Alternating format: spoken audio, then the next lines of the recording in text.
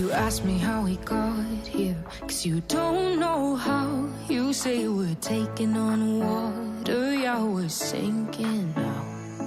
You're looking all concerned, like we're gonna drown. But we both know how to swim, no worries, let's flow for now. Let's take it slow, where you go, I go too. And if you hit the bottom, I'm going down with you. Let's take it slow, who cares where we gotta be? You know you'll have a good time wherever you're with me. Let's take it slow.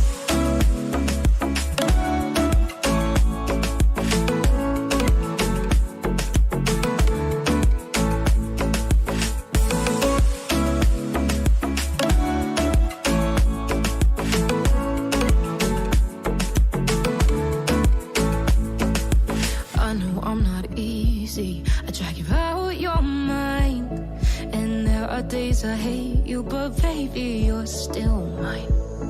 And we have the best times, no matter what we do. And even when we don't, there's nobody I'd rather choose. Let's take it slow, where you go, I go too. And if you hit the bottom, I'm going down with you. Let's take it slow.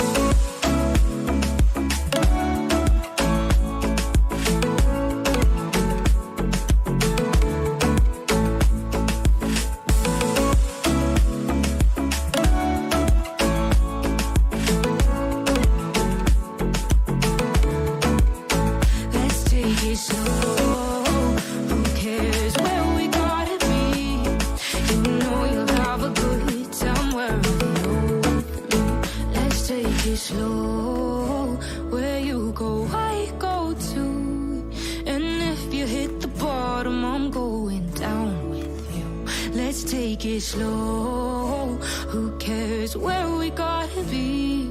You know you'll have a good time wherever you're with me. You say I make you nervous, a tragedy, I'm a beautiful disaster, a reckoning. You wonder how I got this way.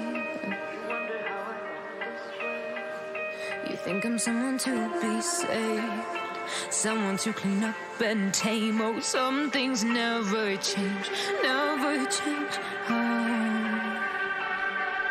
You think I would look pretty on your arm once you cover up my bruises and battle scars, but it always ends the same.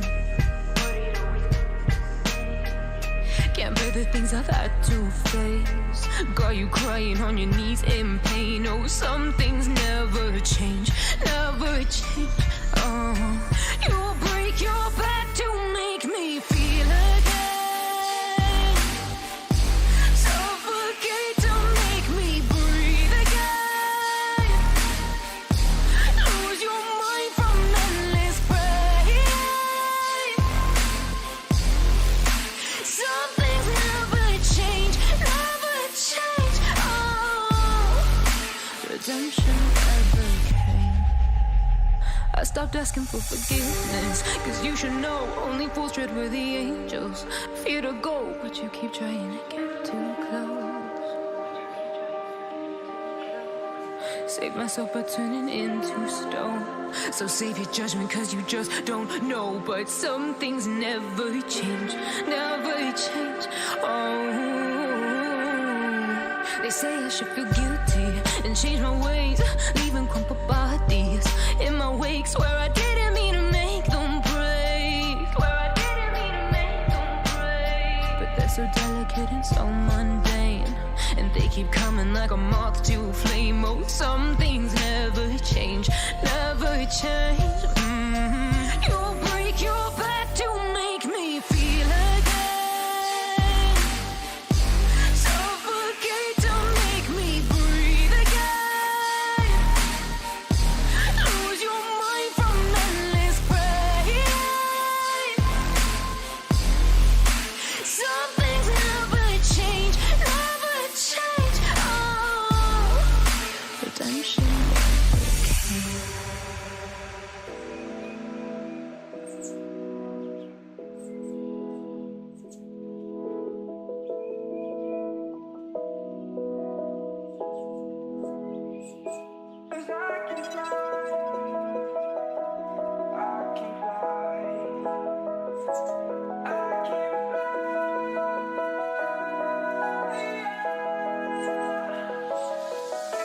We crawl around, searching for higher ground. Can't see in front of me, my enemies. I've tried every possibility, ability to know if I can bleed. If that's what you wanted, you won't get it tonight.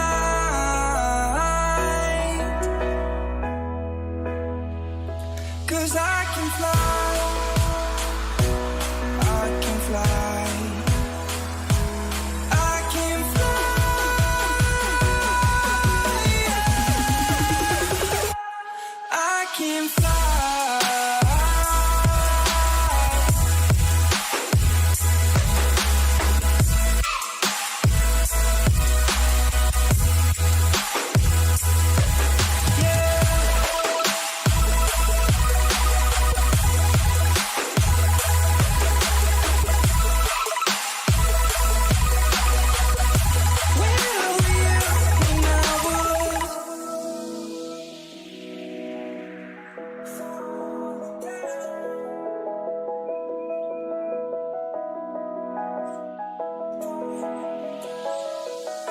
We crawl around, searching for higher ground.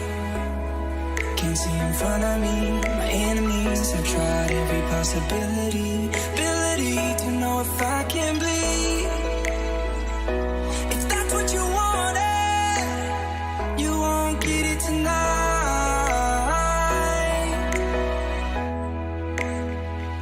'Cause I can fly,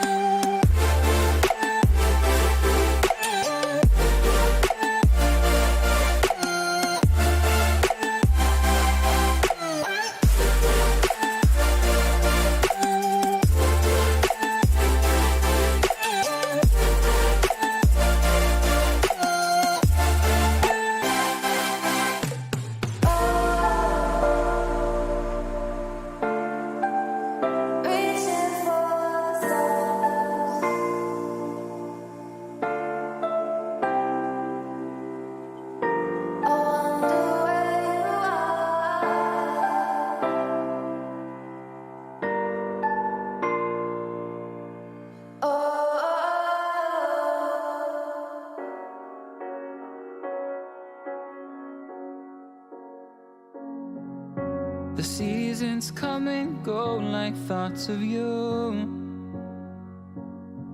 Like a wave returns to the sea, into the blue. They change but in a cycle that I can't lose. Each painful but delightful to live through. You came into my life just like another season. Not for long, just a time, just like another season. Maybe this time next year you'll reappear for no reason, but I'll cherish every day until you come my way this season.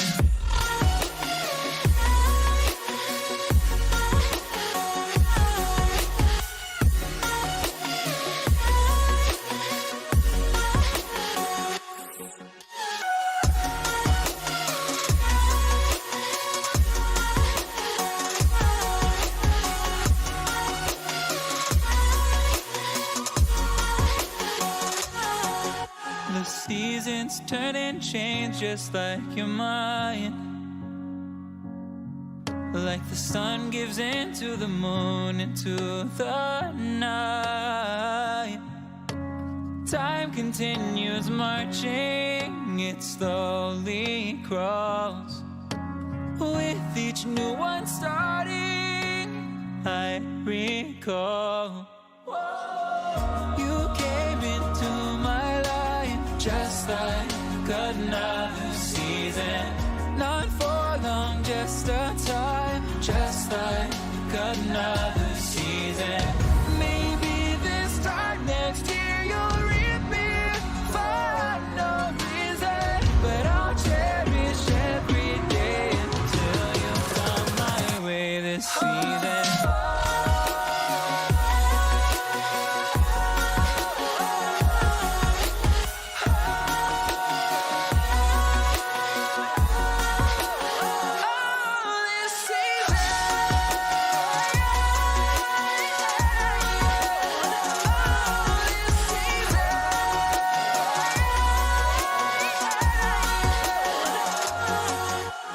Time of year carries memories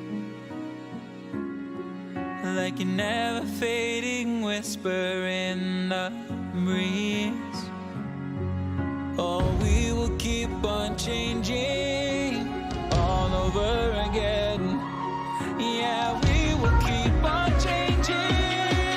Just like another season, the one another day without you by my side. Oh, this season.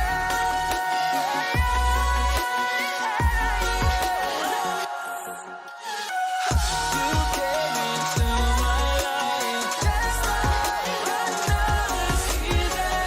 Not for long, just a time, just like another season.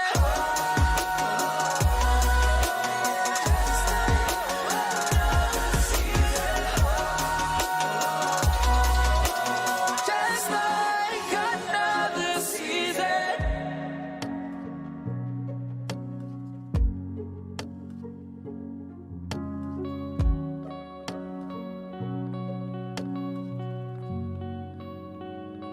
Still as a breeze, a river flowing deep. Don't wanna leave the air you breathe. Living mirrors dreams when I think of you and me. Don't wanna leave the world you see, and I will hold you down if love is still alive. It's all forgiven to my eyes. The tide has turned around. Just listen to the sound. Two hearts beating, beating time. Hey,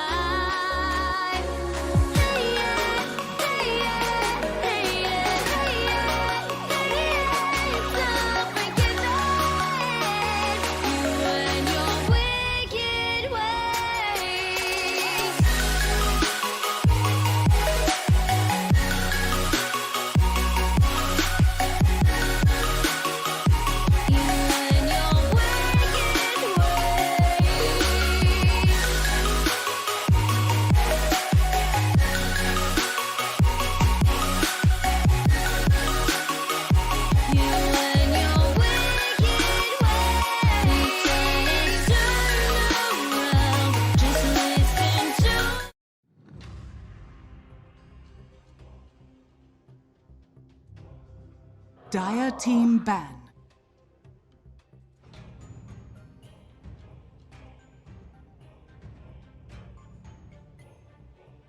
Radiant team ban. Dire team pick.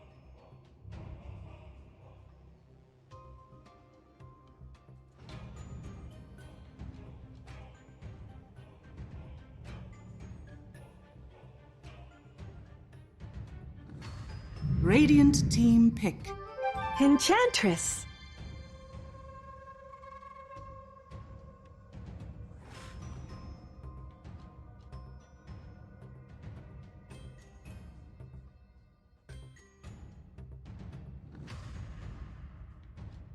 Ten seconds remaining.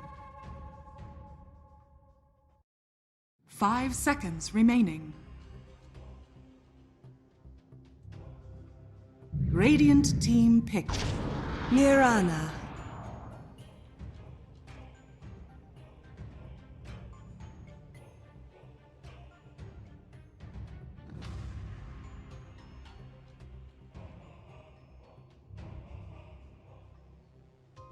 Ten seconds remaining. 5 seconds remaining.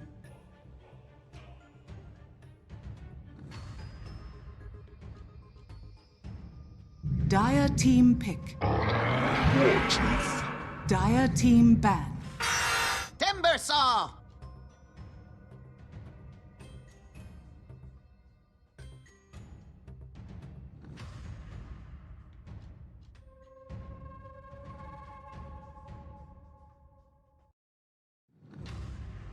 Ten seconds remaining.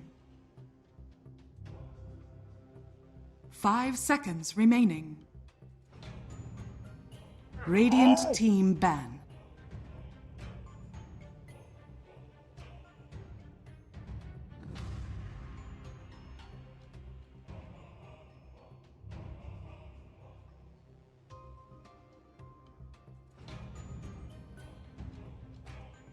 Ten seconds remaining. Dire team ban.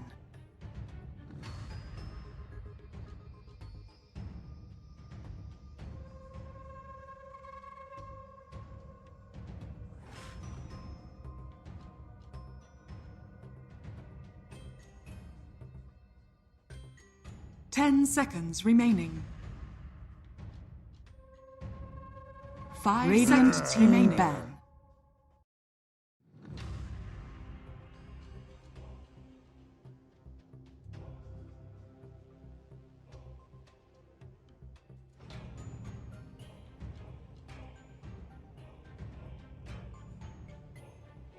Ten seconds Dire remaining. Team ban.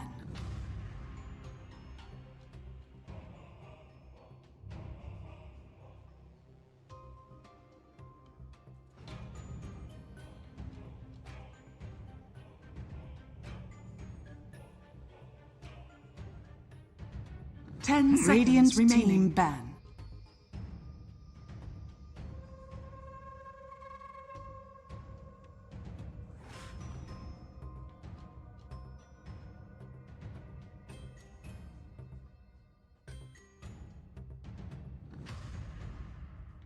Ten seconds remaining. 5 seconds remaining.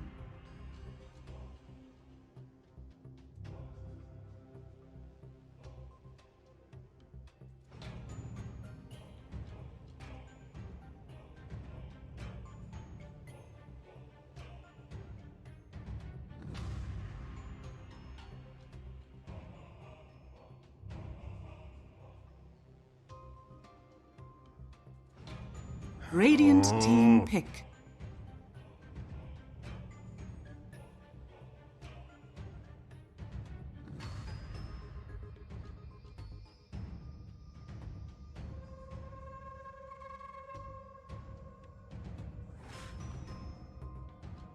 Ten seconds remaining. 5 seconds remaining. Dire team pick. Ancient apparition.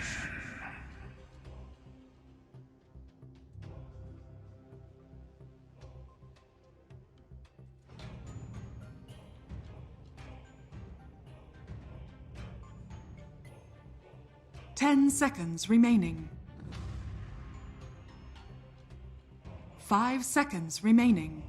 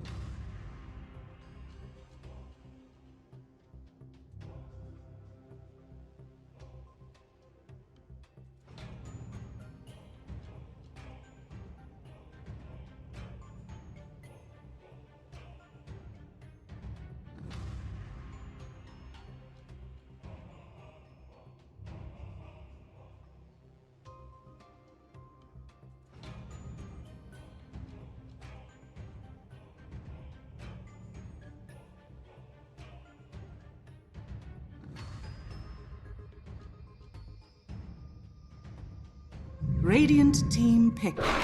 Lion.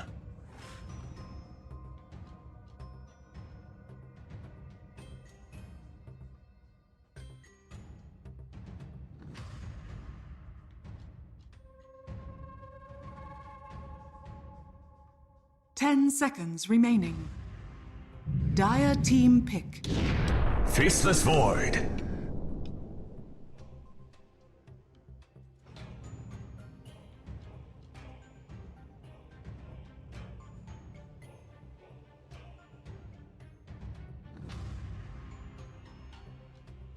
Ten seconds remaining.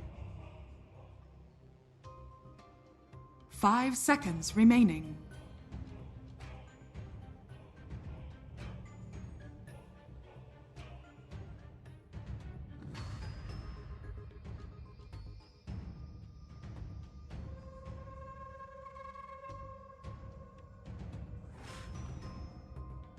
Dire team ban.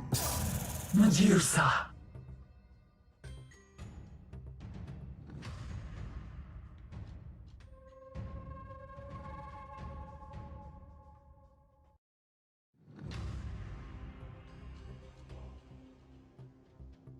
Ten seconds remaining. 5 seconds remaining.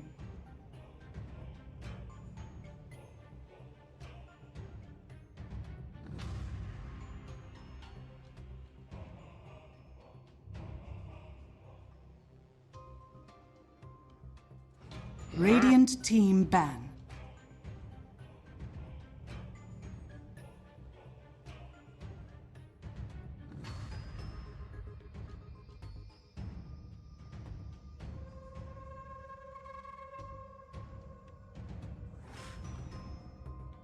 Ten seconds remaining. 5 seconds remaining.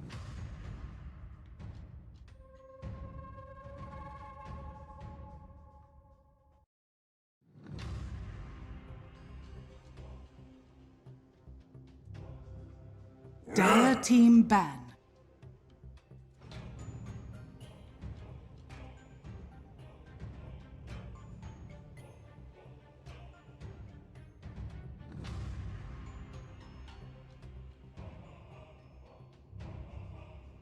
Radiant team ban.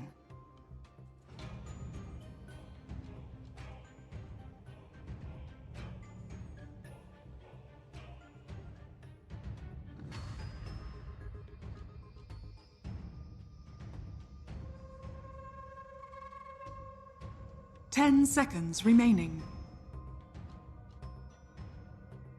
5 seconds remaining.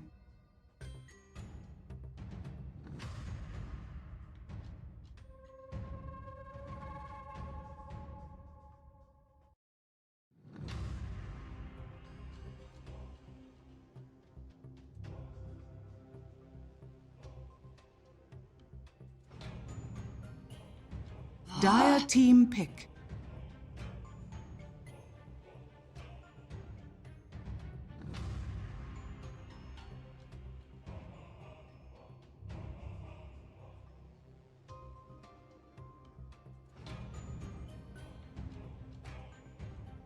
10 seconds remaining. 5 seconds remaining.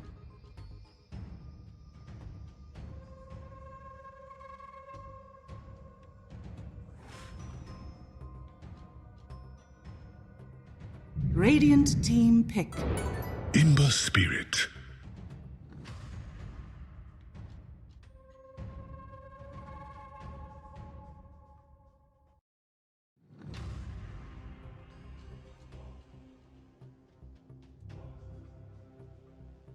Ten seconds remaining.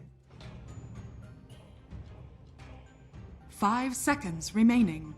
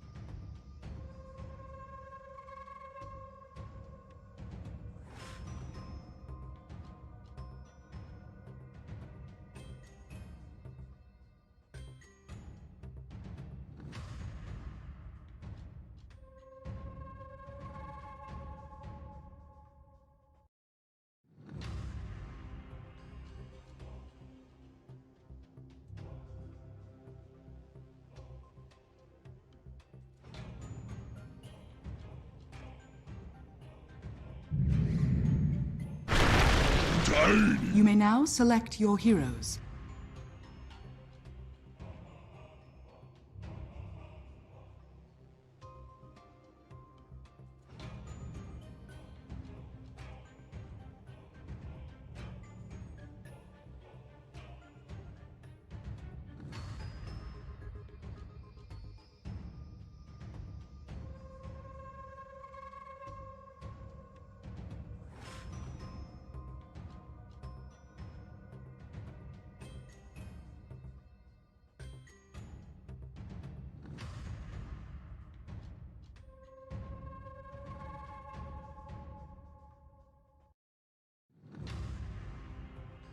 Ten seconds remaining. 5 seconds remaining.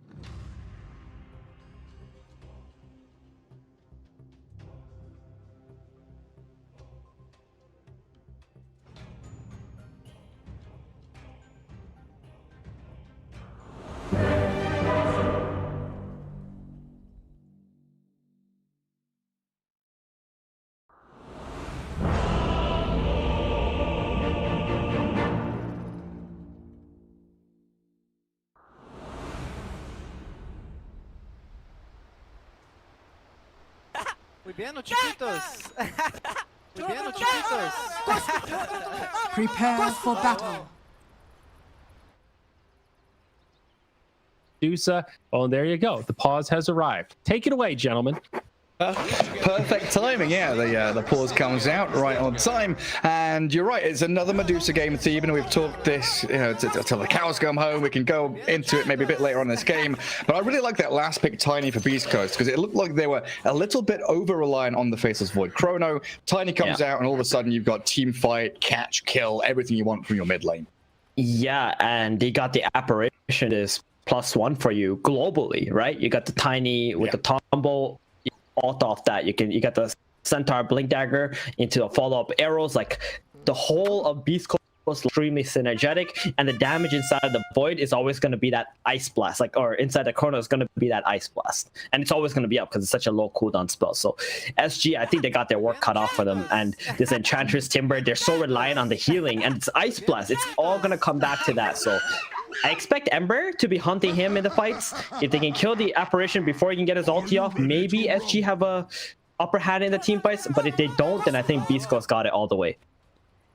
Yeah, especially when you look at this SG draft and you think, okay, Medusa needs time, 15, 20 minutes to get Manta, Skadi, whatever it is. Ember's going to need himself, that Orb of Corrosion, the Maelstrom, or the Yule Scepter to try and allow him to make these jumps and be active in team fights. Timbersaw needs a lot of farm. Blink Dagger's required on Lion. There's a lot that has to go right here, and that all stems from the laning stage. So if they have slip-ups here for SG, we could see, the game almost out of contention within the first 20 minutes, couldn't we?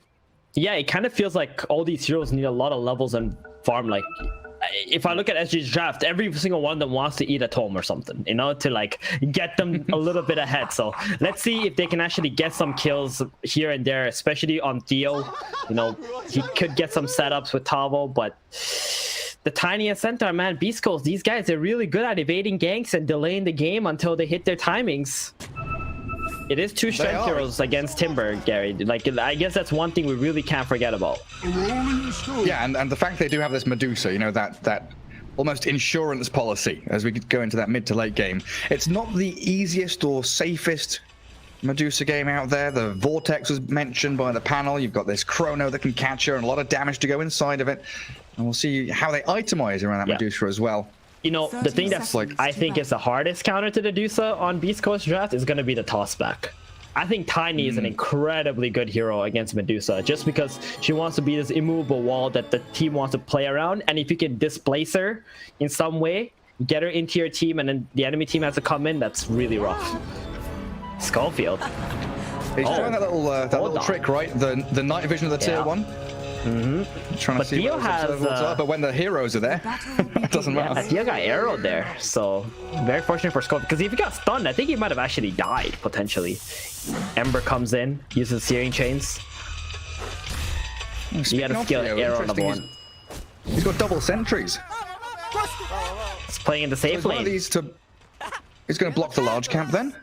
I think what they're doing is Enchantress is going to avoid the lane matchup against Mirana, and he's going to have to block the large camp against Mirana. Very cool. And I guess the second one is, if he spots out an observer ward and knows his vision around somewhere, then of course gets the D ward going. Oh, Schofield getting immediately destroyed. Stunned and killed. That arrow level 1 you mentioned doesn't have the opportunity to try and skill up leaps. I've been actually holding my arrow level 1 on Mirana lately, because sometimes I feel like I need to just skill leap to be able to lane. People have gotten much better against Mirana. Just go on her level 1. Yeah, so incredibly squishy, and that's the first blood.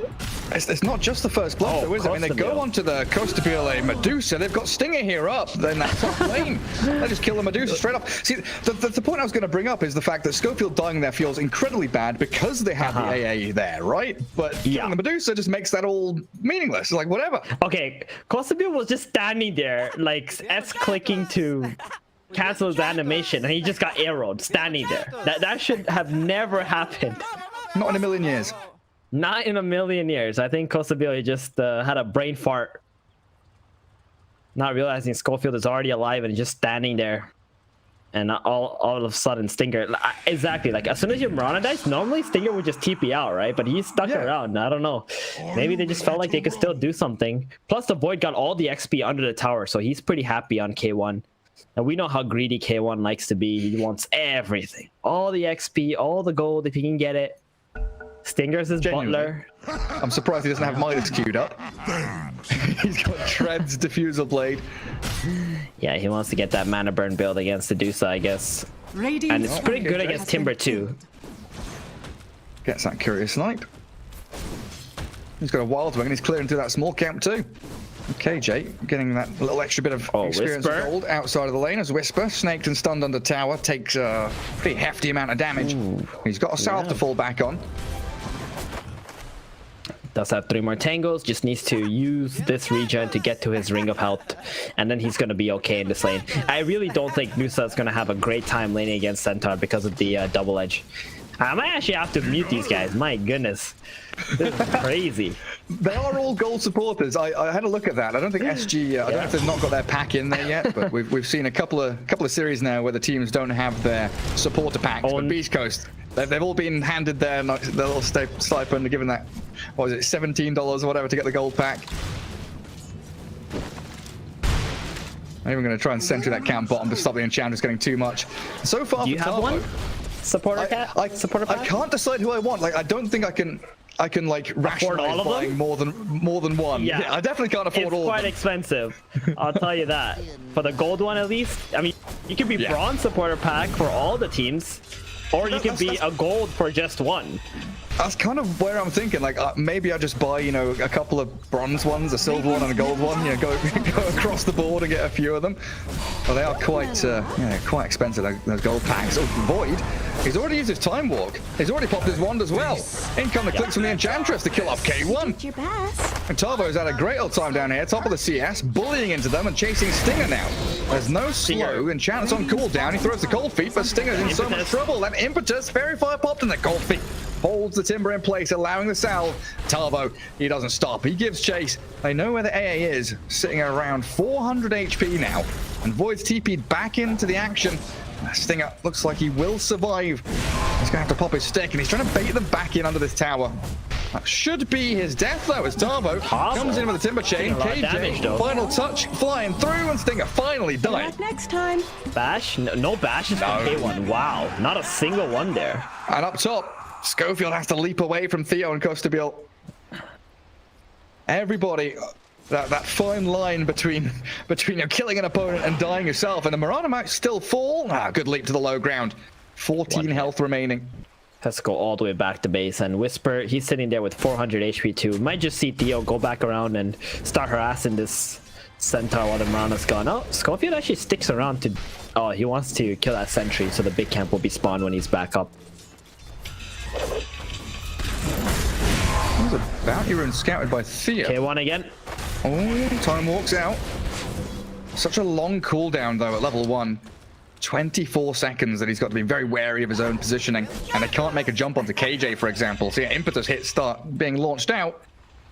And so far, laning stage, outside of that Medusa death, it's been pretty perfect here from SG. But there's one lane we've not looked into. It's the boring one. Tiny against Ember Spirit. They are dead even in farm. Observer, look away. There's no point in being. Give us the analysis, Gary. You know, from now on, you can give us the analysis of the mid lane. You know, you got this. 2 melee. Oh, KJ dies. Hello. Stinger with Schofield's help. Schofield. That troll though. The troll. Oh, he's looking for it. I won't find it. He's okay. It looks like Schofield has left the top lane because there's nothing he can do anymore with Whisper up there. So he just decides to go bottom. K1's already struggling, trying to slow things down. Plus he needs to arrow the catapult. But yeah, that mid lane, 2 melee heroes. None of them can really go on each other. I mean, we did see a couple of missteps in the previous series in a tiny Ember matchup, right? It was it J-Mari against... Damn, my memory, old man brain, starting to fail. Against, from crewmates, Ryer. Yeah, you're right, yeah. Where Ryer got a couple of kills on him. That was... misplays, mistakes being made. Oh, catapult arrow at bottom. It's Tarbo. He's got a timber chain. Yeah, cold feet expires. There you go. Everything's fine for him. Yep, Chris Luck definitely watching bottom too. He's ready with the TP on the Tiny. Tarbo gets frozen up here. He might come in. They need to make a move onto him, but they're not going to. It looks like K1's made the call that he is getting out of that bot lane right now. Yeah. And 6-minute rune spawns top, so Tiny won't get it. That's crazy. This Timbersaw is just having so much impact in this bottom lane right now. Just absolutely destroying. I mean, they picked the Void A lane after they saw the Timber, right? So they could have picked something a little bit stronger. They thought this was fine, but clearly it wasn't, especially with the Ench swapping lanes with the Lion. That might be the X factor as to why they're winning this bottom lane. So hard. It's been such a good move. That's why, like, Schofield, Schofield misses the arrow on the creep. Yeah, and the auto chat line. KJ, just trying to get into their heads. Bottom lane just seems totally dead now. I mean, Medusa's come down here, so Tarbo is going to help push that tower. create a bit of a vacuum that Beastcoast don't want to play into, that Medusa can latch onto a lot of that golden experience. We'll add that mid. creep at last as that mid lane. Remnants back in towards Chris Luck, but he's looking all right. The Remnants come out and he's got that bottle charge to dodge away from the avalanche. So no connection there from Beastcoast into mid lane. Dire's top tower. Still triple Remnant used. And he does have avalanche up again soon. He wants to get level 7 first, but that creep would not die in time. Whisper top has to stampede. Tarvo has reacted to that push up there. So they claim the bottom tier 1. KJ, Cold Feet, doesn't catch him out. The arrow, straight into the backside of Bambi. While Centaur still being hunted. Lion and the Timbersaw back onto Whisper, so no stampede, no stop, no mana. It's been drained all the way from him, and that Vanguard doesn't save you against the Whirling Death Chakram. And a Tarvo. Yep, and this means the DOTA is going to be bottom because the Timbersaw did take the tower, and Timber can now play top against the Centaur. And that's Centaur's biggest nightmare. Won't be able to farm up against that hero. We haven't seen Chris Luck make any rotations yet, Gary, and I think this is a little bit concerning because Chris Luck is one of those players that wants to get momentum for his team with his rotations. Maybe he just doesn't feel like there's any angles for him to go. Yeah, like as soon as they brought the tri-lane bottom, Whisper was kind of left alone top. All right, he's going top now. He wants the Timber before he gets the cloak. Where's the cloak? Tavo still doesn't have one. I'm very surprised he did not buy a cloak already against the heroes that he is playing against. Hey, he loses his courier. They've also spotted out KJ. He goes on that dewarding mission into the Radiant Triangle, grabs up one of the creeps from the stack. Chris Luck wandering around being body blocked by the tomato. He's still going to catch up with him. Enchantress arrowed, Tombo in. There we go. Clear off the Hellbear as well if you can as well. Ember Spirit. It's a freebie. It's like a backstab into a backstab into a backstab. Everyone's looping around behind these heroes, but Adriana's not going to actually latch onto anybody. Still considering sticking around. He might kill off these supports. Tombo from Tiny. Ember Spirit, he remnants out. Yeah. Here's a fun fact. If Apparition uses the Cold Feet and then Tiny uses the Toss, it actually removes the Cold Feet. Because they travel too far up into the sky. That is Z-axis again coming into play. It's actually so dumb. Anti-synergy. Yeah, it's not good, is it? Who's in that bottom jungle? It's K1 and KJ. The K's battling it out, and they've actually used the Chrono. Solo kill. For the 5. Enchantress found, and Adriana getting tossed around, bashed around a bit as well, but it's an Ember Spirit with that level 3 Flame Guard. Not really touching him. And K1's like completely worth it, you know. You got this pesky Enchantress who's just coming into your jungle out of the way, and I can just go back to farming. I know it's not a very big kill, but it's still something. Chris Luck. Uh-oh, Timber's here. Yeah. Timber's been arrowed. Chris Luck's got no escape. Doesn't even cast a spell. Meets his own demise in that mid lane. They're going towards Schofield. I mean, Adriana's got another remnant. A Sleight of Fist might just, finish off the job. So they move in towards that tier 1. And the net worth difference it's not that big, but that's it, right? It's Tarvo. Tarvo is the big boy on the block. Yep. He's just destroying these strength heroes right now. The Centaur and Tiny, they don't seem to have any chance in dealing with this. Radiant's middle tower. And he's just going around pummeling buildings. Bottom lane to mid lane. Arrow doesn't land on him, but it kills the catapult. And Chris Luck is going to chip away at Tarvo here. They don't have a chrono, and K1, he time walks in, walks away. Quick little Sleight of Fist play as a deny on the tower from Chris Luck. Something going the way of Beastcoast for now. This really is SG fighting for their lives, right? They are down at the bottom of this group stage in Division 1. They know they need wins here desperately to stay around. That's exactly how it feels. It's a very good moment so far from SG, just utilizing the strength of the Timbersaw, getting these towers, especially knowing that Chrono is on cooldown. Beastcoast, they're gonna smoke up here, but they don't really have a good setup. Like, Tiny's only at 1,300 gold. Doesn't have that blink at all. They can run it to the end, sure. Another 5 kill? Nah, they want the Lion. Good avalanche arrow before he gets the earth spike down. And they've also got Ice Blast ready, coming off cooldown. SG not going to hand them any more targets.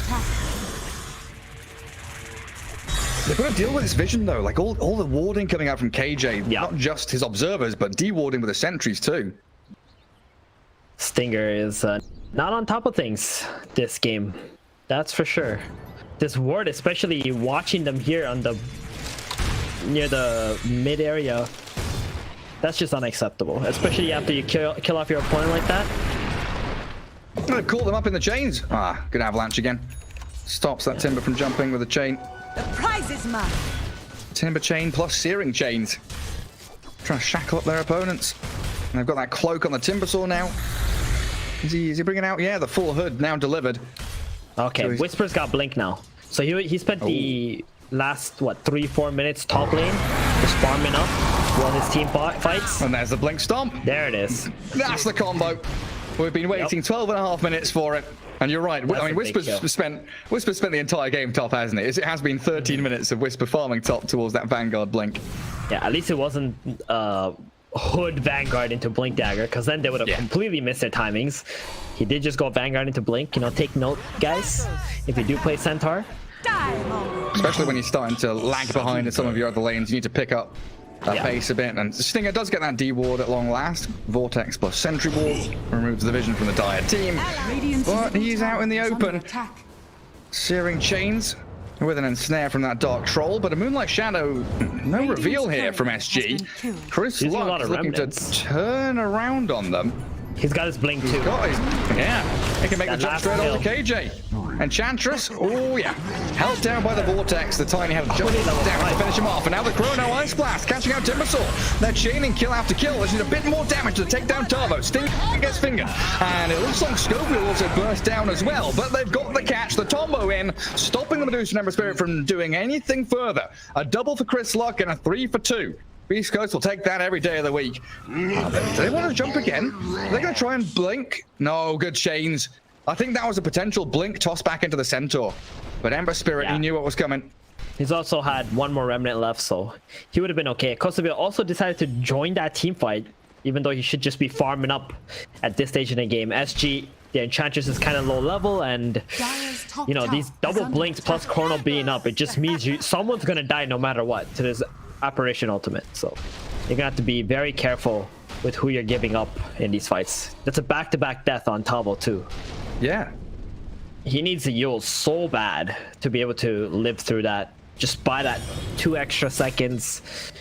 Ice Blast hits you, try to Timber Chain out, rejoin the fight afterwards.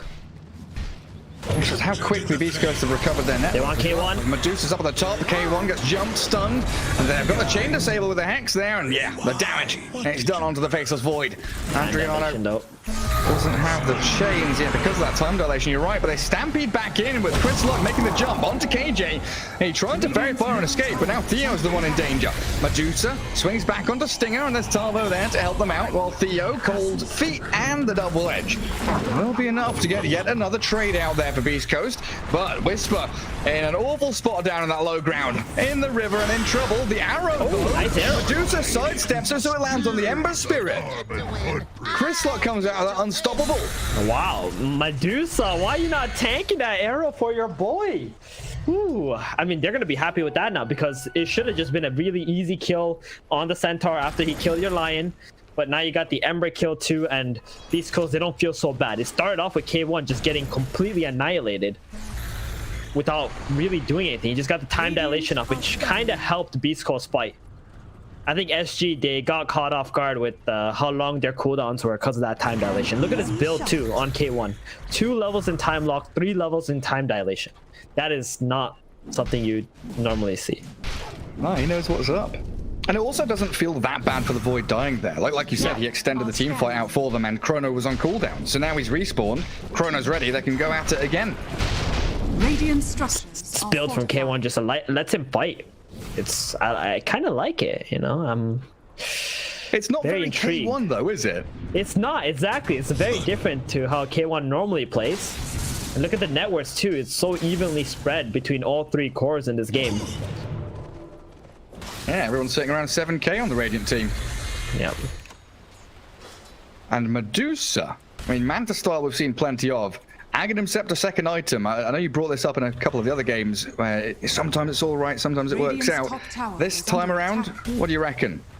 I mean, it's good for the stun, but you don't really have that much physical damage on your team. Does it help you live? Maybe. It gives you good stats. You just gotta be able to survive through the Ice Blast and the Chrono and all the stuns that are gonna come on top of you. And maybe good against the Stampede as well. Like if someone's trying to be stampeded away, you can catch them with a stone from the That might be it. Yeah. And then you're not so heavily reliant on that Stone Gaze as the ulti. Like Trent was saying, you don't want to be using Stone Gaze before Stampede is happening, or else they just do run away. Oh, a very, very tight game. Dead even in kills, net worth difference. And Beastcoast still ready to fight.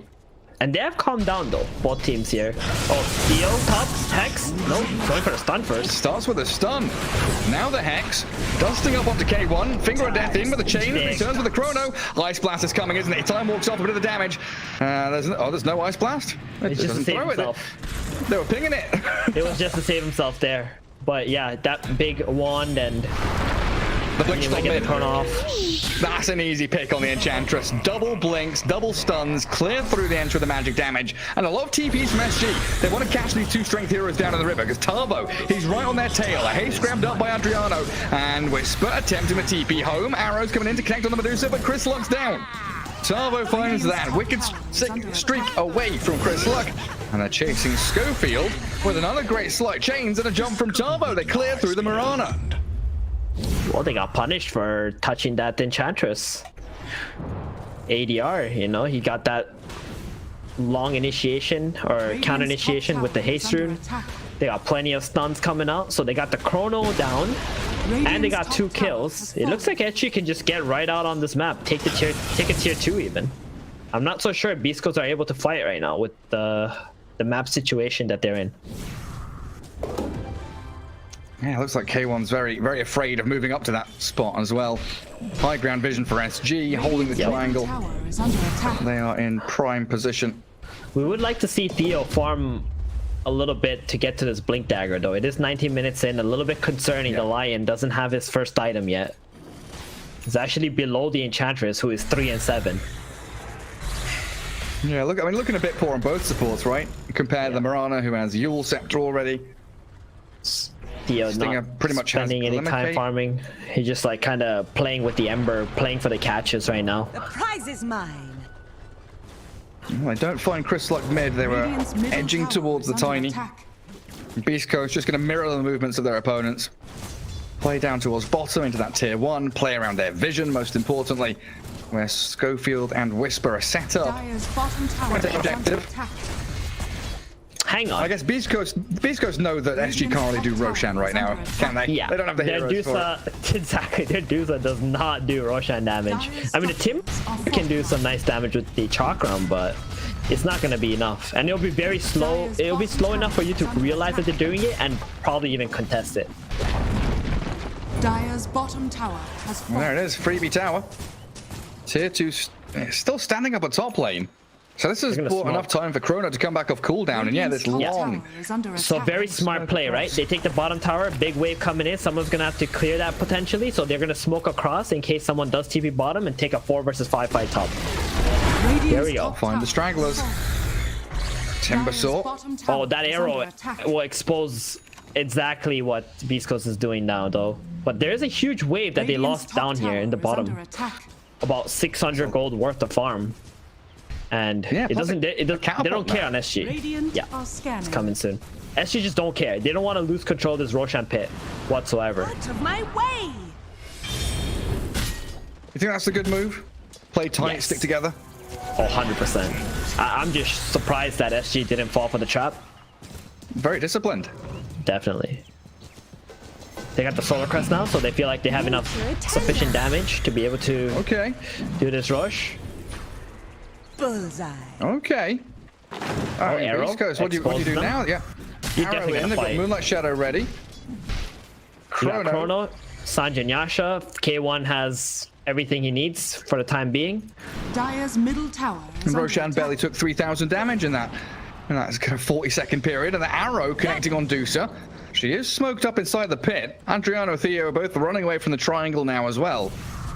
Beastcoast, they are charging forward. Time walk back up to high ground. Slight chains catching Whisper. Schofield up on top of the cliff top. He's going to chuck an arrow towards them, but a little bit stuck with a two-man chrono. In we go with an ice blast. It should clip on to both of them. No, it misses Tarbo. Only on Coastabil, so they have to change targets towards Theo now. But K1 is being zapped. The finger of death and that sight catching him. But that nice little hex from Lion. He's going to run away. The Mystic Snake turns into a stone. Whisper. He blinks, stomped.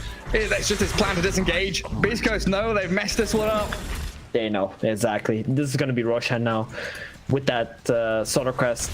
That initiation from K1 while they were touching Centaur was just not the right play. You went on the two tankiest heroes of SG. At this point in the game, you cannot blow up this Timbersaw, especially if your apparition misses the Ice Blast. Dire structures are fortified. Yeah, it was just barely on the edge. But you kind of expect with the chrono to be landing these perfectly. It was just a small misplay, but even if it did hit the Timber, I don't think they would have been able to hard commit and kill him. They have to go on like Lion or Ember or someone else to just get the numbers game going. Well, SG trying to do multiple things at the same time. They're taking Roshan with Ench and Dusa. Tarvo's chasing forward, but they miss out on that Yule's arrow play. Yeah. Tarvo feels so good, right?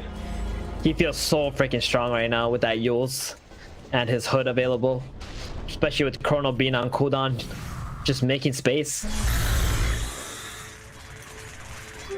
And Roshan on Medusa always feels incredibly good. Tier 2 is going to be targeted here by SG. And it gives enough time for Medusa to finish off Skadi at the very least. Whisper takes down that mid tower. Medusa's going to come back in so they can push down mid, get into that bottom jungle area. Top lane, not really a bother for them anymore. And they smoke out. K1 is alone down bottom. Chris Luck is moving himself into dire triangle. Invis, Tiny, pops the smoke. They think they're on the high ground. But I don't think they realize. Yeah, Chris Luck is being pinged out now. Oh man, is Chris Luck going to kill KJ? He's body blocking the end, but he blinks away. He's afraid. The Ice Blast was coming.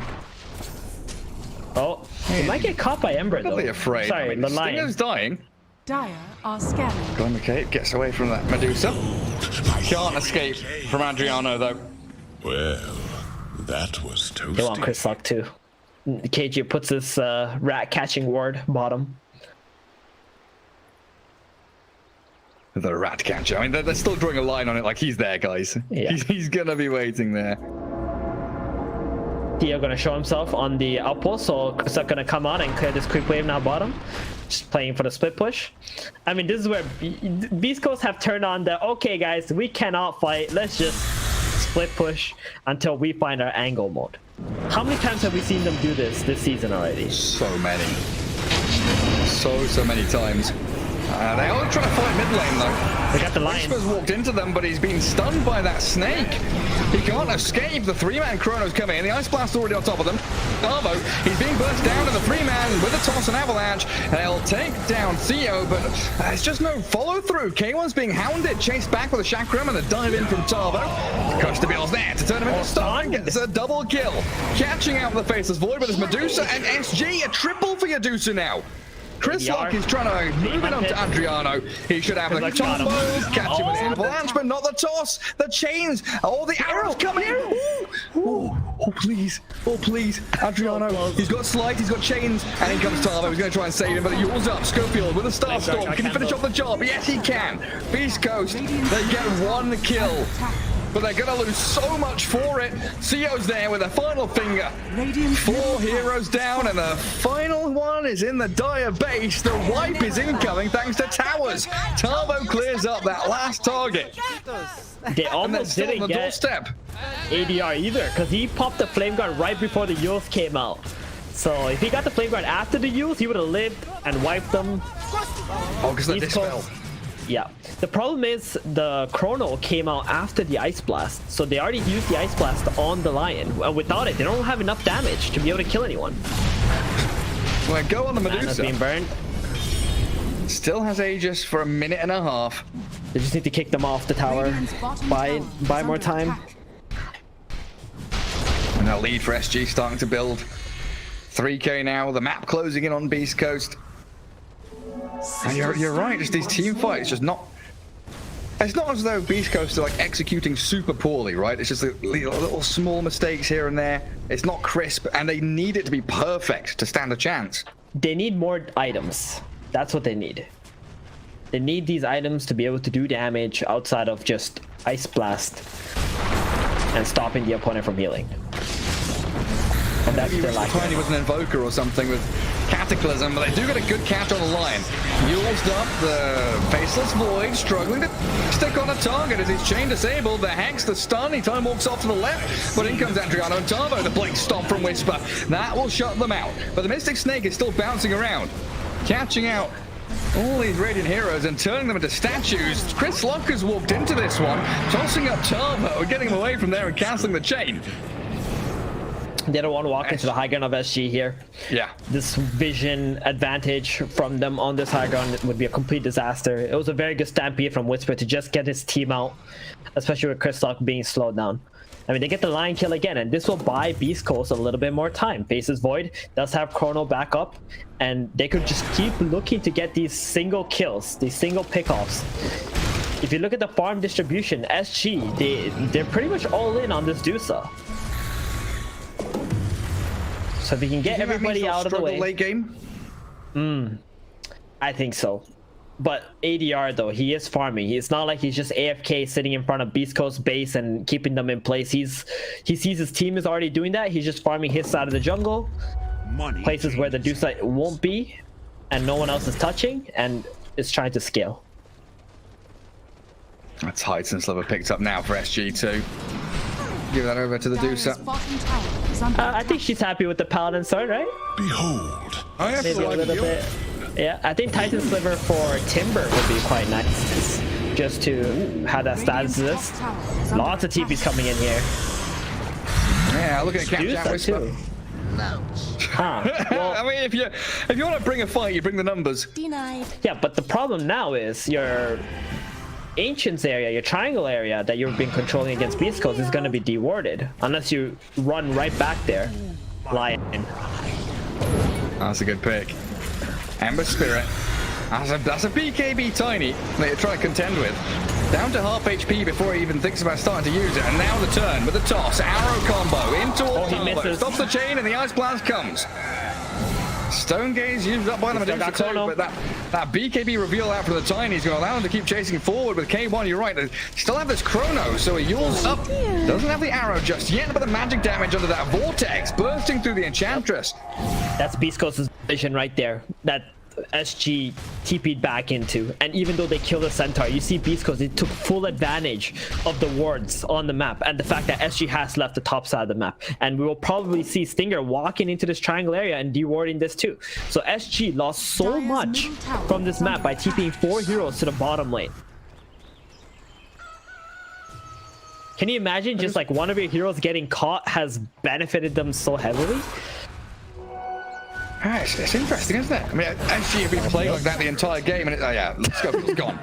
But I think SG have been playing that exact way the whole game, right? It's been, until that point, 28, 29 minutes of we are 5-man, we sit with Medusa, she comes with us, we go with her.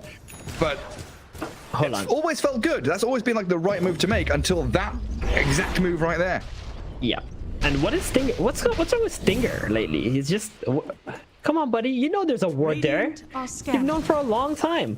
He literally did like a loop around before he dewards his... Okay. He'll loop around that ancient camp. Yeah, I wonder if he was like baiting.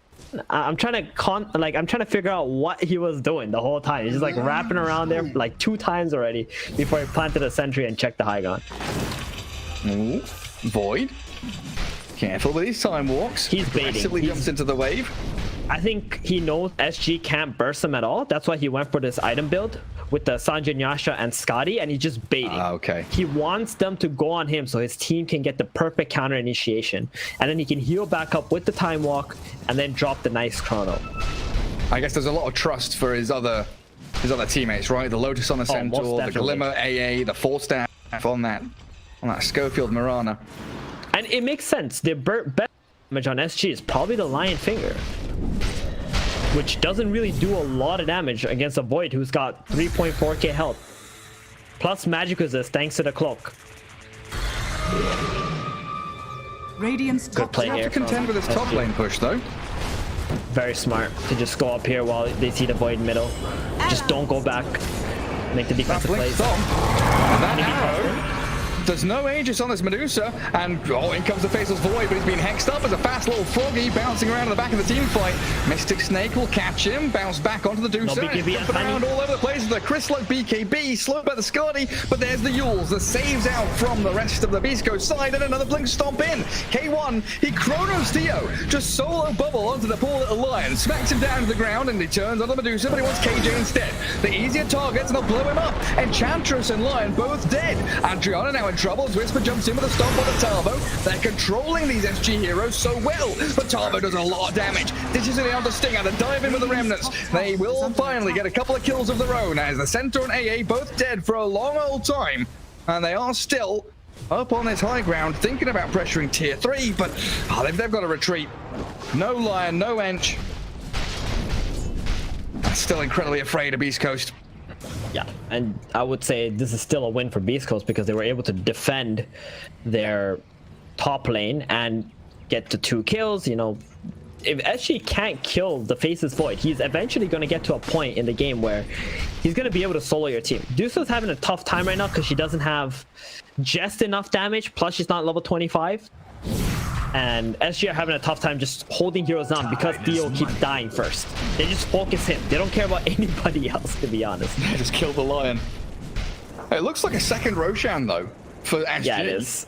It's very fast, too. Got a shard on it. Free shard for the Dusa. Nice. Love me some free gold, yeah. There aren't that many single target spells, though, are there? Oh, he gave the shard to the Ember. Yeah, I was just thinking, like, there's Cold Feet and there's Double Edge. There's nothing else really that's going to be bouncing the snakes around, are there? I guess not. That is true. So Ember's going to have those real beefy remnants. Aghanim, Scepter, and Shard. Dire's bottom tower is under attack. Also giving a bit of vision, yeah. 45 damage per second, 600 AoE. Replenishes it up with those kills. I guess you also start giving some of that net worth to the Ember as well, because you're going to need him to be that secondary core in this game. And he's been doing a good job at it, picking up all the farm on the side lanes. Oh, Chris Luck. They were so ready for him. Moonlight Shadow, BKB. They've got Dust for already, BKB TPs, and they don't have anything for that. Yeah, that level 15 status is his talent. It's just so good for Tiny. How many other heroes have status as talent now? It's none, right? Is it just him? It's just Tiny, isn't it? Yeah. I think so, yeah. I just makes him strong core because of it. What is his resistance with Titan Sliver right now? I know my tooltip's going to be bugged. Mine says 25%. Yeah, it's 25.2. Oh, that is correct. Oh, it's not bugged for the first time ever. Oh, yeah. Nice. Needs to buy an SR right now. No, not an Aghanim Scepter. It's like, actually, Aghanim is going to be super sick with Chronos. Really good in Chrono. Stand there for trees. I mean, he does need the Crystallis, like those things can crit, but yeah, for now, just getting the Ags, having that damage is going to be nice. Now, all of a sudden, if K1 gets a 3-man Chrono Ice Blast on top of the Tree Volley from Tiny, it's going to be insane. Yeah, that slaughters. SG are just going to rinse and repeat, though. Yeah, who needs Cataclysm, Gary? Over and over again. Yeah, true. I always forget about Tree Volley. It's something that you kind of rarely see. It's just so underwhelming in almost all situations, but inside of a Chrono. A tool to teach. Oh, glyph used up there by Beastcoast. That's an interesting remnant for Adriano. Yeah, look at the courier from the Tiny. They cannot afford this to die. It's flying through the side. The Ags is arriving. Hidden. They don't know about this too. This could be huge. Oh, look at him hiding right next to all these trees. Arrow kills off a little creepy behind Medusa. Oh my. Okay. Never mind. Just gonna tree void. That's a DD void with Chrono, and he just gives up the trick. Dire's bottom tower. They're gonna jump in anyway. Oh, he's got his shard. Little reverse time walk, backtracking through space time. Another remnant forward from Adriano, thinking about the move, but Just baiting and toying with him at this moment. Another little... They're having fun with this one. Hey, Blink stopped the Medusa now. They've not used Chrono yet. Trying to toy with SG and bait them into taking this fight on the high ground itself. Yeah, K1 just going to be jumping in and out. Doing the old hokey cokey. You're running out of trees, buddy. You keep throwing... Adriana doing this. Adriana's like, K1, if you can do it, I can too. Gotcha. It's bouncing back and forth. Yeah, and Ember's gone bottom just to farm up. This ward inside the base needs to be... Okay, there we go. Schofield removes it. So now they don't got all this insane vision from SG. Another tree volley. But you're right, he's deforesting this entire area. He's running out of trees to use. And they're going to need that with this Chrono. They need it for the team fight. K1 faces off against the Medusa, baits out a stun, so a little bit of cooldown used up there by the Lion. And they're also removing a lot of this Medusa's mana. She's caught up in the cold feet. Aegis still in hand. The avalanche toss combo brings him down low, but not dead yet. Crostabile going to get snapped into place with the cold feet, and now the jump into the back. But this Hex and a Blink stops ignoring the Medusa. Theo, he jumps away. KJ now being focused as the Ember remnants back in towards Whisper. Doesn't land the chains. He's got an Eon Disc on Theo as well, so with an Essence Ring and a turnaround, he could get another spell out, but he's been burst. K1 finds the pickups yet again onto the support. And Chrono catching Enja, Medusa inside. They find KJ plus Theo. Turbo's in a lot of trouble. K1 comes out with a triple kill, and Medusa, what's the timer on this? 15 seconds. 15 seconds for Aegis. Don't kill yet. Just wait. Just yeah, hit creeps. They know that they have the timer. They know the timing. 8, 7. That is really a battle against time here for SG. Medusa wants to die, but they will not hit her. The Aegis. No! Hit her! Stinger! Why'd you do that? He deserved that tip. Cool guy. He wanted to like get the hit as soon as the Aegis one goes out, right? 3 times 3. No, Stinger. You're done goofed. I mean, we have Chris Luck ready with his Tombo plays as soon as the Aegis goes out. Time is We built that up so beautifully, Theban. Yeah. Costabile, you know, he had a cheese too, and he didn't even put it in the whole time. I think that was his biggest problem. He could have just swapped out the eggs, put the cheese in, use the cheese while you're like no HP, no mana, and they're ignoring you. So you can throw some snakes out and fight with your team. Yeah. He kind of just let his team hanging because he wants his Aegis to expire. Oh man, he gave exactly what Beastcoast wanted. It's crazy how you have the super farm Medusa, but Beastcoast are still playing them like a fiddle. They do lose top racks though. That is a set of racks now that SG have claimed in that top lane. So we could see that move again in towards, you know, mid, in towards bottom lane. And Roshan, we don't know for another minute and a half when he's going to be respawning. Theo's popped his head in, but yeah, you got to keep these timers going, boys. That's true. Yeah, like, you know exactly when a team does not have the timer for Roshan when they're checking Roshan before he could even possibly start spawning. Yeah. That's how you know. Because a team who knows when Roshan is going to possibly start spawning is like spamming it in their chat already, copy pasted, telling each other when it can be, and they're being like very efficient with it. Where to play on the map. Yeah, like Beastcoast has Stinger bottom. Just pushing out the entire wave. Whisper's farming on the other side of the map. Down to Schofield to hold down that top wave of super creeps. And it looks like SG gonna go back into the waiting room for Roshan. This is a good opportunity for Beastcoast to go and find those individual pickoffs and open up the map again for themselves. Like Adriano bottom. Could have been jumped there, but he feels it coming. Yep, he's got that Chrysalis as well. He's gonna go for a Daedalus, and then all of a sudden, the Chrono plus the Tree Volley might just destroy the hero. Oh, even Dusa.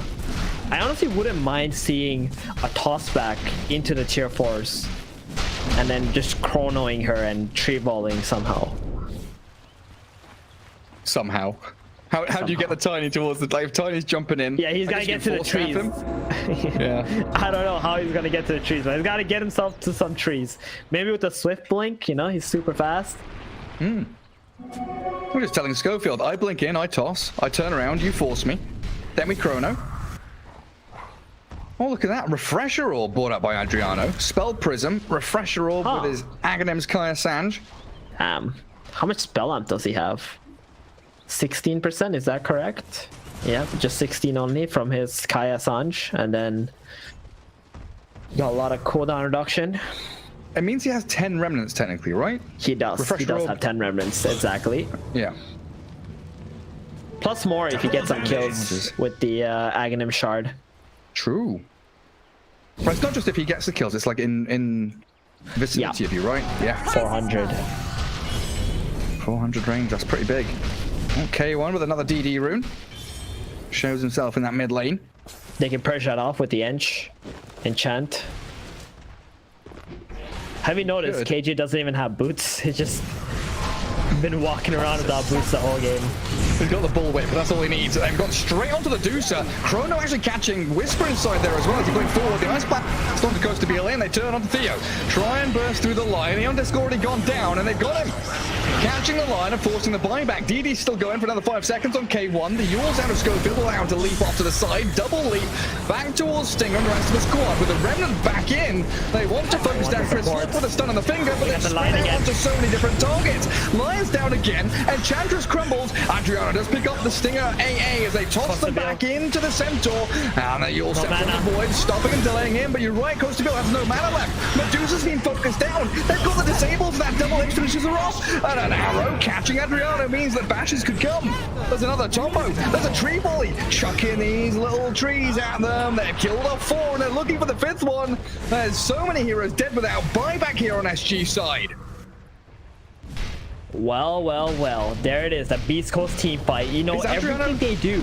Dead? Adriano, is he dead? Time dilation? 1 the second? bashes? Okay, he's fine. He's out. He's fine. K1 really wanted that, but you know his teammates are pushing the lanes out. Not like he's wasting any time on K1 here. Just walk to the high ground. 40 seconds on the next hero that could possibly revive on SG. There are megas pushing in top though. I wonder if Stinger is gonna go back and deal with that. Doesn't have a TP up. The Titan Sliver on Tiny, 20% base attack damage is batshit insane. He's hitting for 450 a hit with Echo Saber Chrysalis. And they're going to even out the barracks. You know, everything Beastcoast do, even the Chrono onto the Dusa and burning a mana, is to expose Theo, right? They want him to come out and cast spells, make him panic, feel like his Dusa's gonna die. The moment Theo shows up, boom, yeah, Beastcoast just full on committing onto that Lion. They killed him, he bought out, next fight, same thing. They commit onto another core, then they wait for Theo to show himself. K1 turns around, goes for Theo, and you also saw Whisper going for the Enchantress in the last fight. It's like they only look at these supports. They don't care about these core heroes. Once it's just 3 versus 5, they take the fight. Nope. Did he get anything? I don't think he did. No, Aegis for K1. Beacon no more remnants. Moves in towards Adriana. You're right. He's time dilated and he's stuck here. Tries to slide a fist, but he's gone. Buyback is available, but Stampede forward. Theo's in so much trouble. No blink, just an avalanche. The movement down there. Chris Long just swings into action. Pop the Eon Disc, and K1 should be able to close the gap easy enough for a beyond the godlike faceless void. And he's got a free Aghanims. Boom. Look at his net worth now compared to the Dusa. Huge. He's above her. Just like that. I can't believe it. I can't believe it. I really can't. Beastcoast. It's just every time we watch them, there is just always that Beastcoast factor. Like you're not quite sure the game's over. K1 just jumping into tier 4s at this point. It's just the way that Beastcoast play, the way that they think about team fights, who to go on and stuff. It's just on another level compared to the other teams in the DPC. Oh, look at that. Oh, was that a creep tank? The arrow spawned and made sure the Medusa didn't get a hit. But yeah, K1 is just dancing around, jumping in, jumping out, burning mana across the field. Yeah, she's down low, has the Mystic Snake. She's got a Swift Blink MKB, but struggling to battle with K1, who has a BKB. He could chrono this. He's got Aegis still, of course. Runs it back, though, as these arrows aren't landing. Yep. It's just a 6-second BKB anyway. Why not just use it, back off? Oh my god, Theban, have you seen DD's tiny? I mean, the damage on this Chris Luck. Oh, yeah. He got 800 damage with a Daedalus. He's got Leveler, too. So, lots of building damage as well. Does that increase the attack speed on tree volley, or is that just a set? That's just a set interval, right? Yeah, attack speed. Yeah, it's just a set interval. Yeah. Just tossing the trees next to you. Yeah, I mean, if it's based off his attack speed, you might just see like one tree every 5 seconds. Oh, Timber got arrowed. He did. And they're going to jump in. Oh, They tried to. K1 was maybe considering the chrono, but like you've been saying, he's just been targeting these supports. Yeah, Chrono for the on top latter stages. Wait, he needs it. They need these fights to go on as long as they can. So you've got now Stampede Aghanim's on Whisper. He's got a Halberd. They only want Theo. Look, Theo shows himself. Theo. He's jumped. Yeah, Aeon Disc is down. K1 is straight on top of him, trying to dodge away from the Stone Gaze, and he chronos, both for the support, just like we've been saying. KJ and Theo stuck up inside it. Down they go without buybacks, and SG have fallen apart. 5 alive for Beastcoast. They've swung into that Coast to Bell Medusa. She's got no mana left. The tree volley's collapsing onto her, deforesting the dire base, slamming down with a K1 triple. Chrislow picks up the 4th. And it's got to be game over. KJ calls it. What a way to come back into this. Being devastated in the lane stage, outplayed in the mid game, and Beastcoast with that. It's a target acquisition, right? It's as though they've spent billions of dollars on some magical GPS system that... Let's take it slow. Where you go, I go too. And if you hit the bottom, I'm going down with you. Let's take it slow. Who cares where we gotta be? You know you'll have a good time wherever you're with me. Let's take it slow.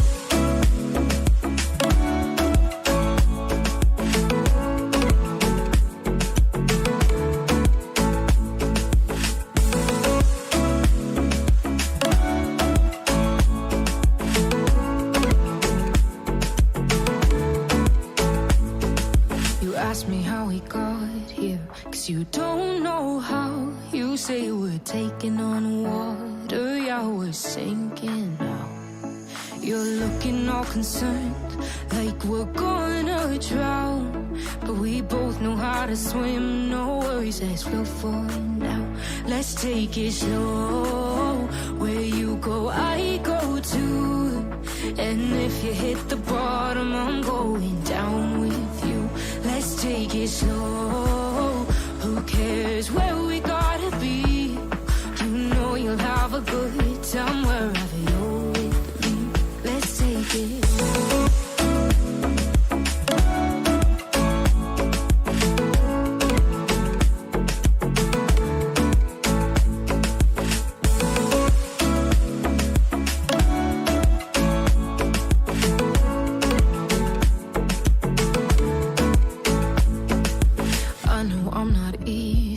I drag you out your mind, and there are days I hate you, but baby, you're still mine. And then we have the best times, no matter what we do. And even when we don't, there's nobody I'd rather choose. Let's take it slow. Where you go, I go too. And if you hit the bottom, I'm going down with you. Let's take it.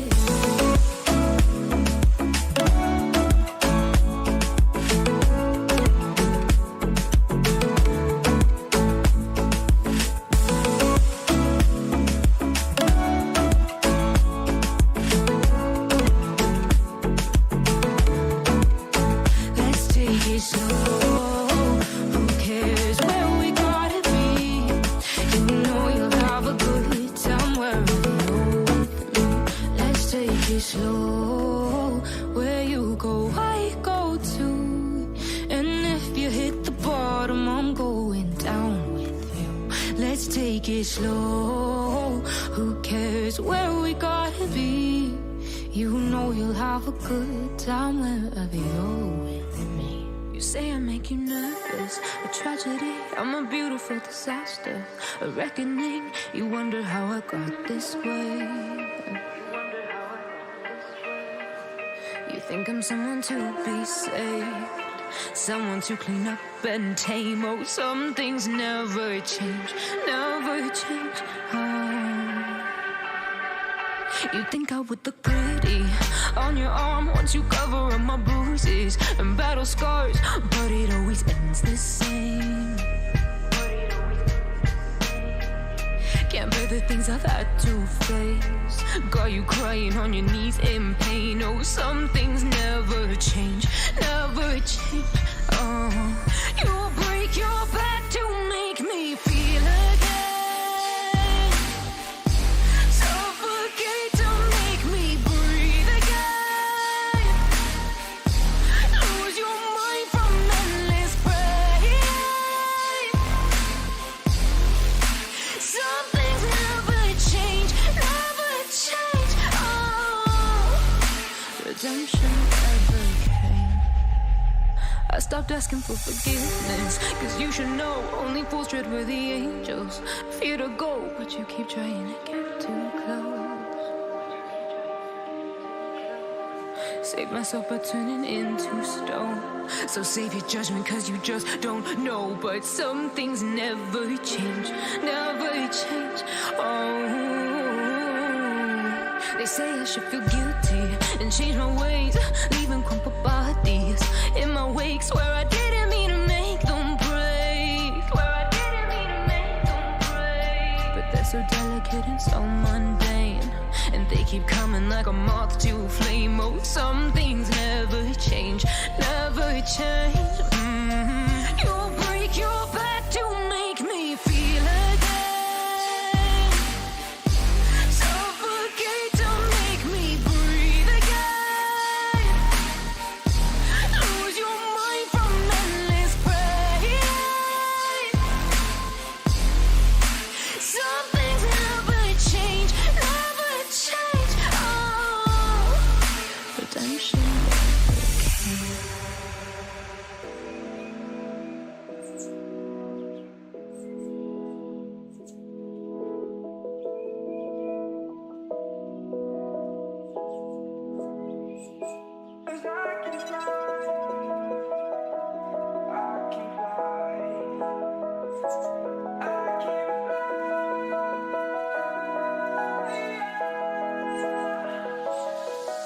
I'm crawling around, searching for higher ground. Can't see in front of me, my enemies. I've tried every possibility, ability to know if I can bleed. If that's what you wanted, you won't get it tonight.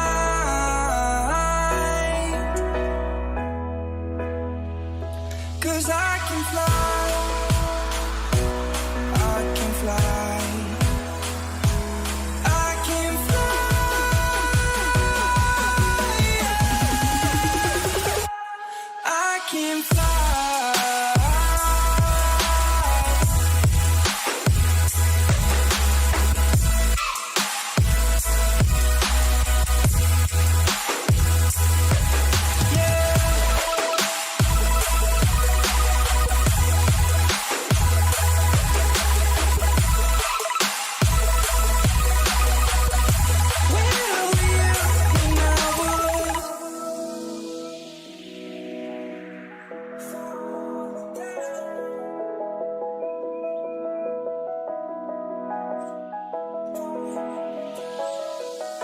I'm crawling around, searching for higher ground.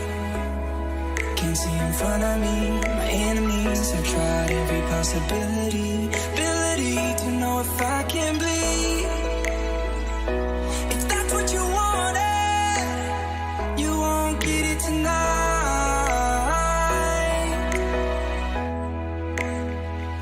'Cause I can fly.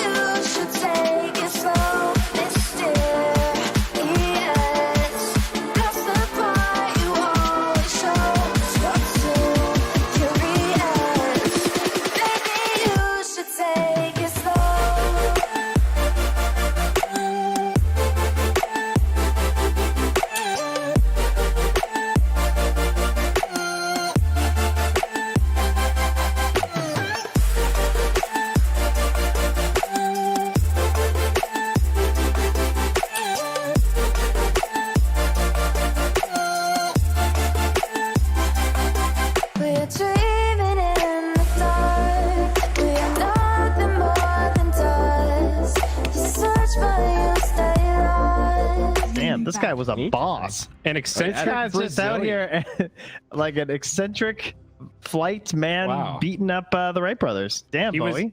His claim to fame was he was the first and only person to own a personal flying machine that could take him just about anywhere he wanted to go. That sounds like gyrocopter to me. That's amazing. That's the Brazilian gyrocopter IRL. That's incredible. Oh, yeah. Look at this Brazilian innovation here, Bowie. Wow. All right, thank you, Bowie. I'm stunned. Yeah, the facts Maybe with SG Bowie, should be man. inspired, you know? Pick gyrocopter. Just use their Brazilian pride to their advantage. The Wright brothers needed to get out, man. There you go. We got game number 2 and a draft ready to rock and roll. Let's go. God, my whole world's just shattered right now. 1906. All right, so is America you not guys, number 1? Were you, is there anything you hated about SG's draft? That's strong. I don't know if I would say that there was anything I hated. Maybe the Lion a little bit. I think the double range supports, like once you get that deep into the game, they get pretty squishy. Like Lion had the Eon disc, so he did everything he could. But I mean, no, I don't double range on Beastcoast, right? It just felt like SGs were easier to kill, I guess, because of the heroes that Beastcoast had. Yeah, so that didn't feel like a big out draft to me, though. There wasn't a hero there where I went like I see when I see Luna. I mean, they got enough of a lead that they proved that their draft is viable, I would say. Like a good chance at winning at points there. I think the main issue for me is just not being able to take towers with ease. 5 seconds. I think that part is very frustrating. I think it was a big problem. You They had the Ember, Aegis Medusa, and Timber. It took them like 2 minutes to get Aleno Barracks because it was just so slow. Okay, Tusk. All right. Beast Coast Classic.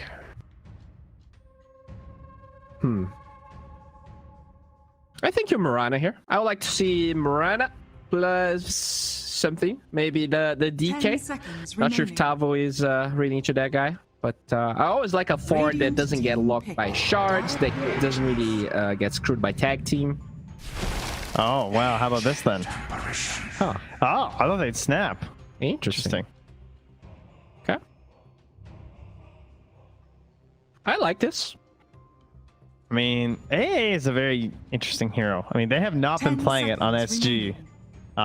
So I don't know. We'll see how well they can just like implement it right in. I guess again, we talk about how the hero does seem a little bit overtuned, so maybe you don't need to be as much of a specialist anymore. But Beastcoast are about to remove 4 good safe lane heroes with AA, I reckon, by picking Wraith King and banning the 3 others. Radiant team ban.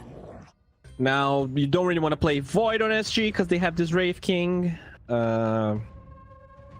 You also know the centers there, so like Wraith King doesn't really like the skeletons. They don't, I mean, like, it's not like Tidehunter where he kills the skeletons really fast, so he can still farm. It's not really gonna be a problem for him. Still have Invoker in the pool. Might be a good ban for Beastcoast. True. 40 Invoker. 10 seconds. Yeah, 40 Invoker, Mana Burn, Tornado versus Snowball. Interesting that they banned the Lifestealer. I have a question here, because I don't remember this. If you're a Razor and you static link a Wraith King team ban. and he dies and like the effect's still going, does he come back without the damage, or he comes back? When you die, the tether stops. Death dispels everything. It is okay. It is a death, even though you come. Yes, it's just like Aegis. You die and then come back to life. It's not a. All right. The middle ground would be Good like question, the Wraith though. King Aghanims. Like that's what middle ground between death looks like. You're like this weird wraith, you know. I actually don't know how that one works either. 5 seconds remaining. Radiant. Oh, for the I don't know if tether. he'd still be missing the damage. Yeah. Okay, that one I'm not sure. I confused myself. Well played, sir. Now let's. What about a Mirana here, SG? What about a Mirana? Oh, hey, they banned Invoker. Good work, Beastcoast. Very nice, Trent. Yeah. What about Snap? Why not Snap? 5 seconds remaining. Yeah, I agree. Yeah, Bowie. It's okay.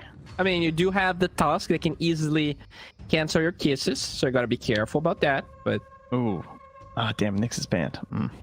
Yeah. I guess that just gives more credence to it in some ways. I'm just looking at the chat from 5 minutes ago and looking at everyone talking about the brothers. It's actually just making me laugh. Sorry. Draft. SG.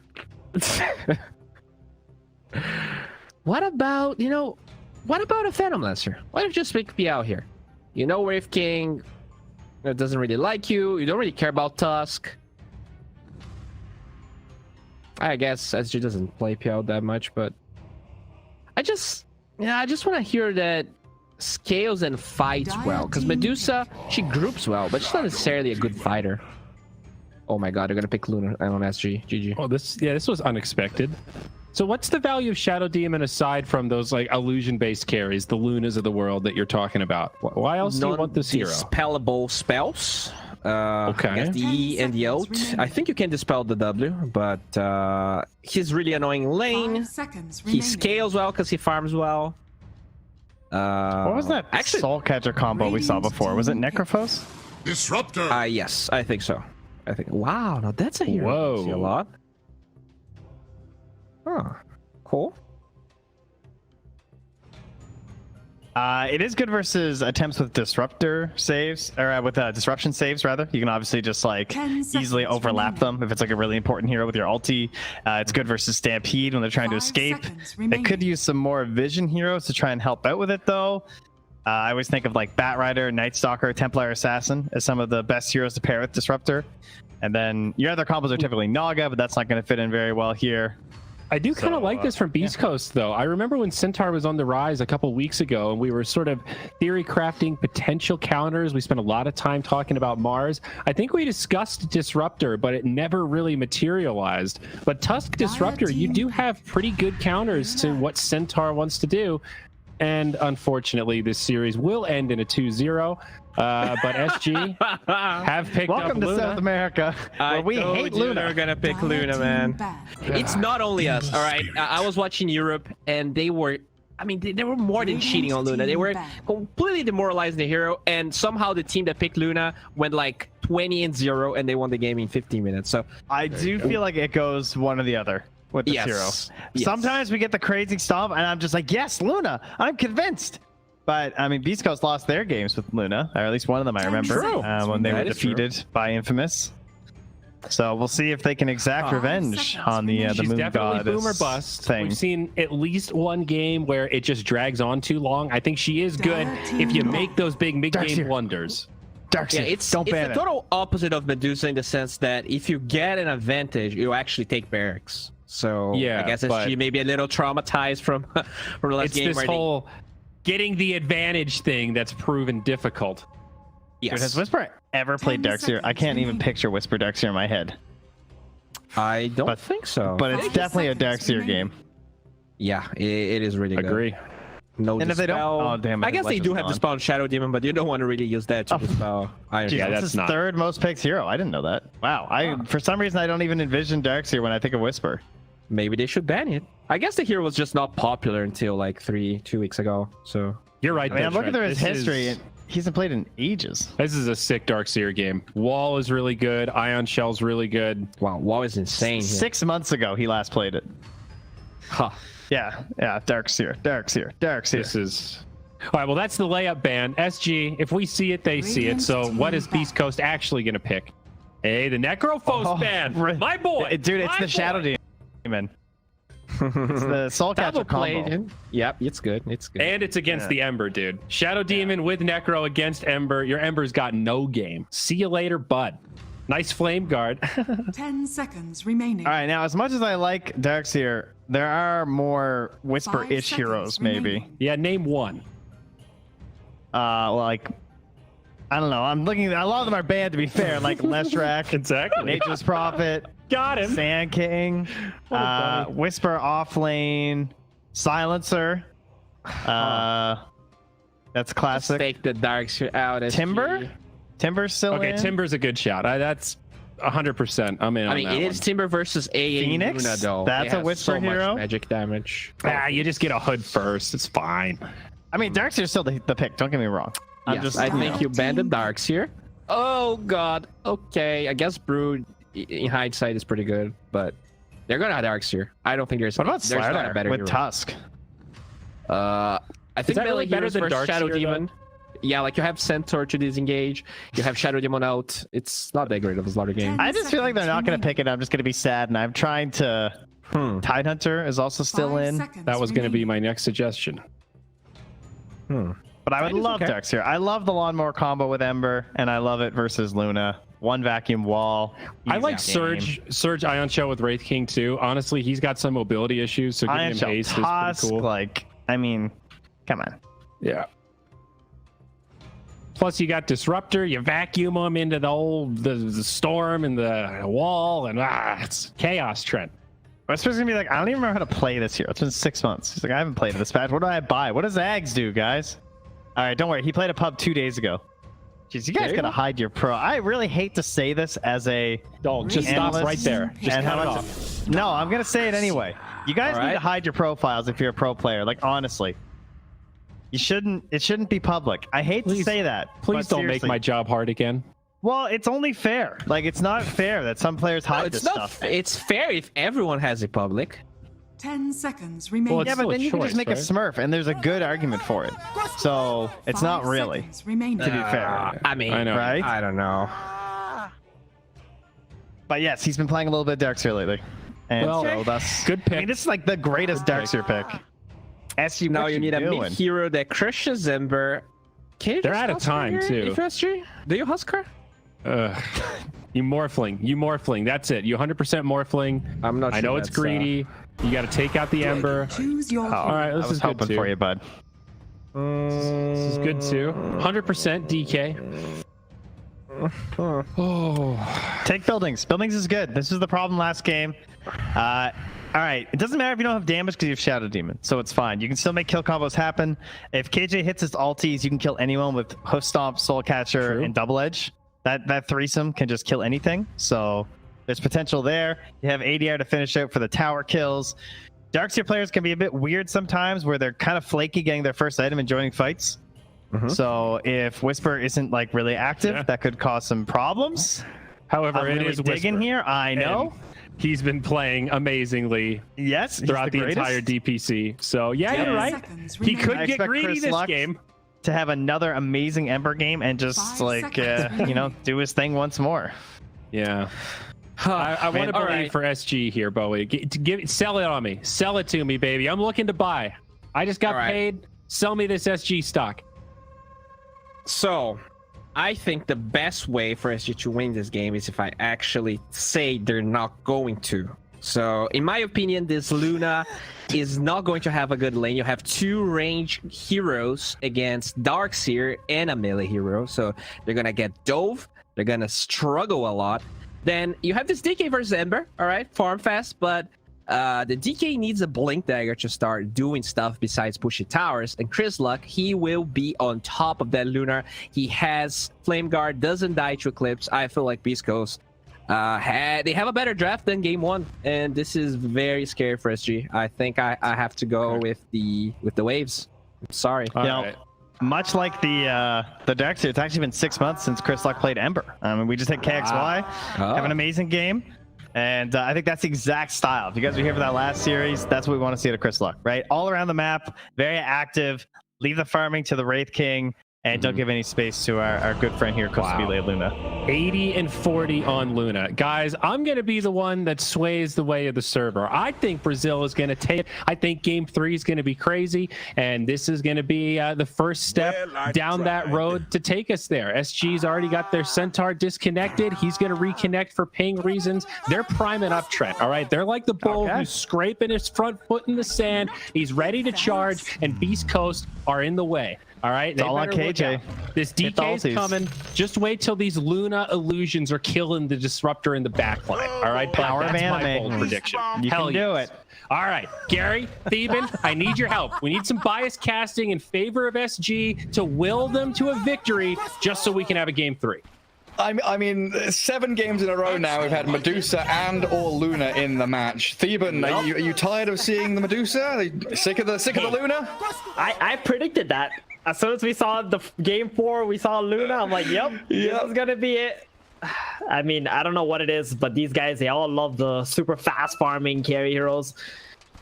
Has Luna won a single game today? I don't think so. Medusa has a couple, but Luna Medusa definitely has hasn't one. looked good. It's just I don't get it. It's like all these carry players, they just have this power over their team. They're like, I want Luna because I can farm so fast for it, and it's just so bad. I hate to say it. What's the reasoning? Like something must be disconnected there, right? Like are people letting Luna win in scrims and then dumpstering them in actual officials? It's just, what's going on? You gotta understand. There's a psychology. Okay, wait. Might see a first blood. Ice shards. No, not gonna do it. Still trying to catch up to KJ. I mean, Wraithfire Blast is going to come. They're going to catch him. They've got a disruption on the back as Adriano and Theo aim on the disruptor as well. Ancient Apparition looks like he's going to die under the tag team. Luna turns the face against the Tusk. And Schofield, juking around that tree, gets cut down. Stinger does die as Theo with Adriano pick him up. And it looks like this Tusk might just be able to speed himself away for a potential TP. They've got disruption level 1 and there's no more stuns. Schofield's out of there. So the thing about Luna is it's got the anti-mage factor, right? It's a super fast farming hero. It's unlike anti-mage, doesn't actually need items. All she needs is levels. Then she got these glaives and this big damage thing. What is going on? Oh yeah, just suicide to a tower, free TP. He just waited for the Luna to get away from there and then TP bottom. And yeah, that's why every carry player wants to play it, but the hero has like a horrendous win rate amongst all the regions. Well, that's a long chat wheel line with a bit of background sound and music as well, it sounds like. Goodness gracious me. Right, the lane setup. KJ, Costabile, AA, Luna. That's pretty good having Ancient Apparition with Chilling Touch, like long-range projectiles, plus the Luna Blessing. You've got a good harassment. Oh, Chris Luck! Wow. Oh, God, he's dead. He's just died. 1v1 Adriano gets the solo kill on him. Okay, Adriano just slapped him the whole time, and he's dead. Just like that. I can't believe it. I mean, he's a master tier Ember Spirit.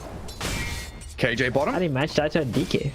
Iron Shells and tag team. Whisper's going to get snapped into place. He gets the kill before dying. And Luna now under a bit of pressure with the shards in this. Iron Shell still going on Schofield. Costabile traps him inside.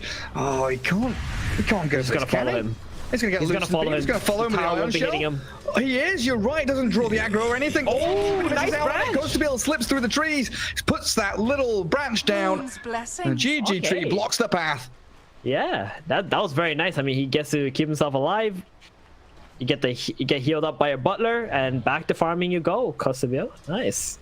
I mean, this is a really hard lane, to be honest, for the Luna, especially once Whisper hits level 3. The level 2 Iron Shell is going to destroy these double range heroes, especially with the shard blocking them in. And I don't like it. Like, when you play Luna, Darkseer is one of the hardest matchups for you, even in the late game, because he's going to create a wall illusion. That illusion is going to shred your team. You're going to get displaced in fights. Luna hates being displaced in fights. Oh, she does. And you say there's 2 ranged heroes down. Oh, how tag team Iron Shell's going back at it again. Schofield. He just dies while KJ is actually trapped between the ice shards and the trees. Another trade comes out. But yeah, you're right. The fact that... Oh, God. Chris Luck again? How is this happening? DK is not a solo killing mid hero, you know? He's a boring hit creeps and do nothing hero. Yeah, I think Chris Luck is really messing up somehow, or maybe he's just not used to the ping and it's getting out of hand for him. But yeah, he's definitely going to be playing with the handicap this game, Chris Luck. Yeah, I think potentially both of these deaths, the second one for sure, he was trying to get his bottle, but yeah, look at that difference between them now. ADR has Dragon's Blood level 3 now, and he's pretty much double bracer. Yeah, he's out sustaining that Flame Guard. Oh, look at that. He doesn't have a tango going or anything, and he's got 18.5 regen a second. Yep. Oh, that's pretty good. But yeah, that bottom lane, like, Luna's not really a ranged hero, is she? Against the Darkseer, she's basically melee. See a kill here. Tavo, not gonna go for the stun. Oh, poison's coming. Tavo can't catch up. This is the gate. This is the lane for SG. I thought this is the lane where they're gonna get some kills, maybe onto Stinger with some disruption into Hoof Stomp double edge, but they haven't really got too much going on up here yet. Beastcoast having a bit too much fun. I mean, top 3 CS, all SG, every lane going well for them. 6-3. And Chris Luck getting stunned again in that mid lane. It literally has just been Adriano right-clicking over and over again. And now he's got himself a belt and a gloves, so he's hitting even harder and faster. Working on the Trent, and he's even queuing up the armlet. Once he gets level 6, I'm not so sure if KristLuck is even going to be able to lane here. That's why he's shoving this lane out right now. He just wants to go farm, get his levels back up. Disruption top. Stops K1 and Stinger moving forward. That's a very low disruptor. Has to fairy fire. Can't cut through the trees, and that's what, 3 poisons up on him. One more. Demon. That's level 2. Not one more. Yeah, doesn't get that 4th stack going. So now a salve out the disruptor cancelled. Cancels it. Poison tags him, and Wraith King can't find him lurking in the trees. Yeah. Man, Stinger has been having a rough day or something. He's just been completely off. Game 1, game 2, it's been really rough for him, I would say, even though they did win game 1. He's just getting absolutely bullied here as well. Lost the salve to the poison. That's not a good feeling. He's come top lane. I'm not so sure if it's because he feels Whisper can handle himself bottom, or they can't really get any more kills bottom. It's just really weird that he would rotate top without TPing in with an Iron Shell and try to turn a gank up here. And now he's under Radiant Vision. They spot him swinging in towards mid. And Theo is also prepped. Do they want to bubble him? They're going to get the Dragon Tail stun onto that Tusk. I'll banish him instead. Stack up some poisons. Get Andrew on top of the Schofield Tusk. He's going to pop to the poison. KristLuck is getting wrecked here. Level 5 only. He's just dead? Yep. Yeah, he can't remnant or anything. He just dies to Adriano. Wow. Power treads and double bracers on this Dragon Knight. It's just 6 minutes into the game. He's gonna take this tower with his first catapult. That's insane. Middle tower is under attack. So what do you think the plan was there? Was it Dragon Form and then disrupt the DK to try and push harder, and it just so happened that people came in that they could kill? He just wanted to beat it. KJ were ready. Oh, they get the kill on yeah. Tavo at least. Yeah. They just wanted to be there to support the Dragon Knight while he hit the mid tower. The only way it could have gone wrong for ADR is if he's all by himself. Beastcoast TP in their heroes and kill the Dragon Knight when he uses his form. So they were just there to be able to back him up to take the objective middle, because he's so farm right now. Look at him. He's almost level 8. He's going for an armlet build because of his head start. How far ahead he is. I mean, he gives the tower to KJ as well, so the AA can afford his boots. Very nicely done by Adriano. And this is all while Luna is free farming. You know, she's not under that much pressure. Exactly. Hasn't been shoved out of the lane. It's 7 minutes in, so maybe we see Beastcoast start to traverse across the map and kick her out of that bot lane in the next minute or so. You can't just continue bleeding out. Like Ember Spirit, he can't trade hits with his DK. Every time he shows on the wave, Adriano's there battling him. And top lane, Theo there with KJ and Tavo, stomping onto that K1 Wraith King. He is level 6 with 1 popped out, so reincarnation's available. The cold feet dodged away from, and he gets on top of the Shadow Demon. Take down Theo, and a good kinetic field. Gonna hold him in place and slow them with reincarnation. They've got tag team going, but it looks like they want to disengage because who's coming?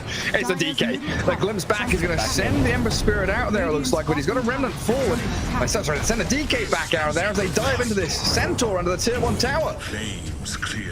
So they allow KristLuck to get a solo kill bottom. Whisper solo killed the Luna bottom. I said she's not under pressure, but she's died alone. KJ still getting chased into the forest, sharded up and hunted by Beastcoast. Thieben, that what 15-minute period? What? Please explain. Well, hold on, it ain't done yet. You see Schofield being pressured up by Theo still. He should be able to get away from this. He's got that range drop as well. Oh, gonna go in for the D ward. He's going for the D wards. Is he gonna snowball dodge it? He's going to go raindrops. Raindrops are stick for the DK. Adriano swung in around the Roche pit, and KristLuck, well, he's gonna try the TP. Optimistic, but there's no more stuns. Another lacking that damage through the Flame Guard. Yeah, I mean, it was SG. Now involved. Thieben, he just keeps on going. They've got the Dragon Tail. He drags the DK away with a glimpse, but Stinger's just being chased out by them. A mega kill streak, 5-0-3 Dragon Knight, and he's got armlet at 9 minutes. This is probably the most farmed Dragon Knight I've seen in a long ass time, and just absolutely destroying. I mean, what happened there was SG started the fight with the Centaur onto the Wraith King, expecting ADR to TP up there and help him if there was an aggressive move from Beastcoast, but that glimpse back to the mid lane completely destroyed SG, because now they were being outnumbered and they already TP top, so no one could help the Luna bottom, who was being doped by Whisper and his wall of replica. Look how farmed Whisper is right now. 4,000 net worth. And he's been by himself for the past 5 minutes because we saw Schofield go top lane and try to help Wraith King. That being said, they did lose top and mid tower now. SG are in complete control of this map. The way that Beastcoast need to come back into this game is through this Darkseer and his maxed out Ion Shell. They need Ember, Darkseer, Ion Shell, and just try to get some team fights going soon. I'm trying to snowball in onto KJ mid. That's a freebie. Schofield, Chris Luck, sting up, give it over to that Ember Spirit. So even though we had a real bad laning stage, you know, it was 0-3, now back up to 3-3. Radiant's middle Not looking so awful anymore, but losing out a lot of farm top lane. Got like 3 range creeps, full old wave up there. Killed off by the tower that's glyphed. Radiant's bottom tower is under attack. Theo disrupts up the Ember. Chris Luck just wants the regen rune to refill his bottle. They glimpse Adriano away. He gets the Dragon Tail down onto Stinger first.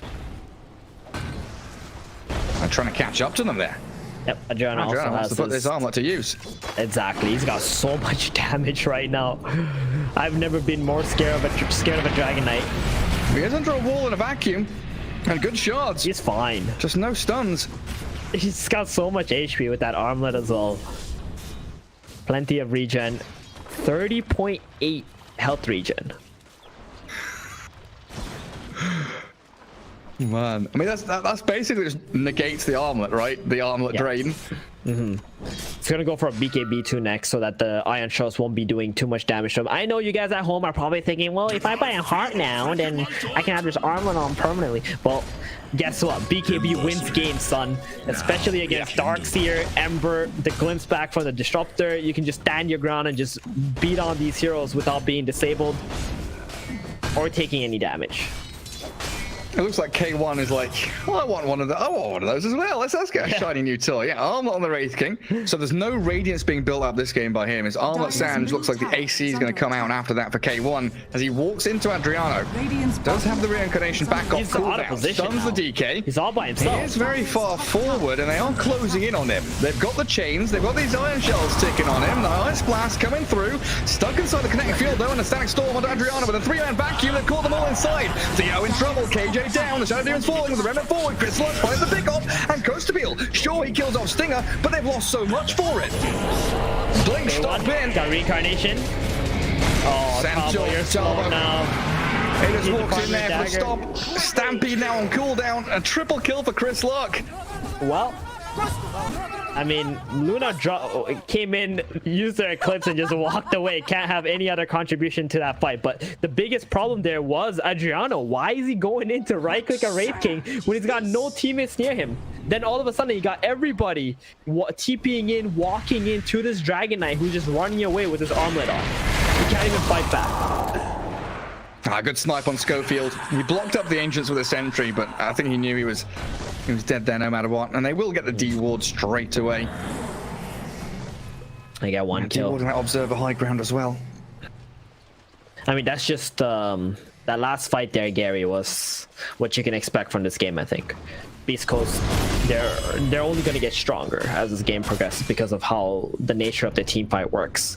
You just got to get the higher levels on that wall, the vacuum max out.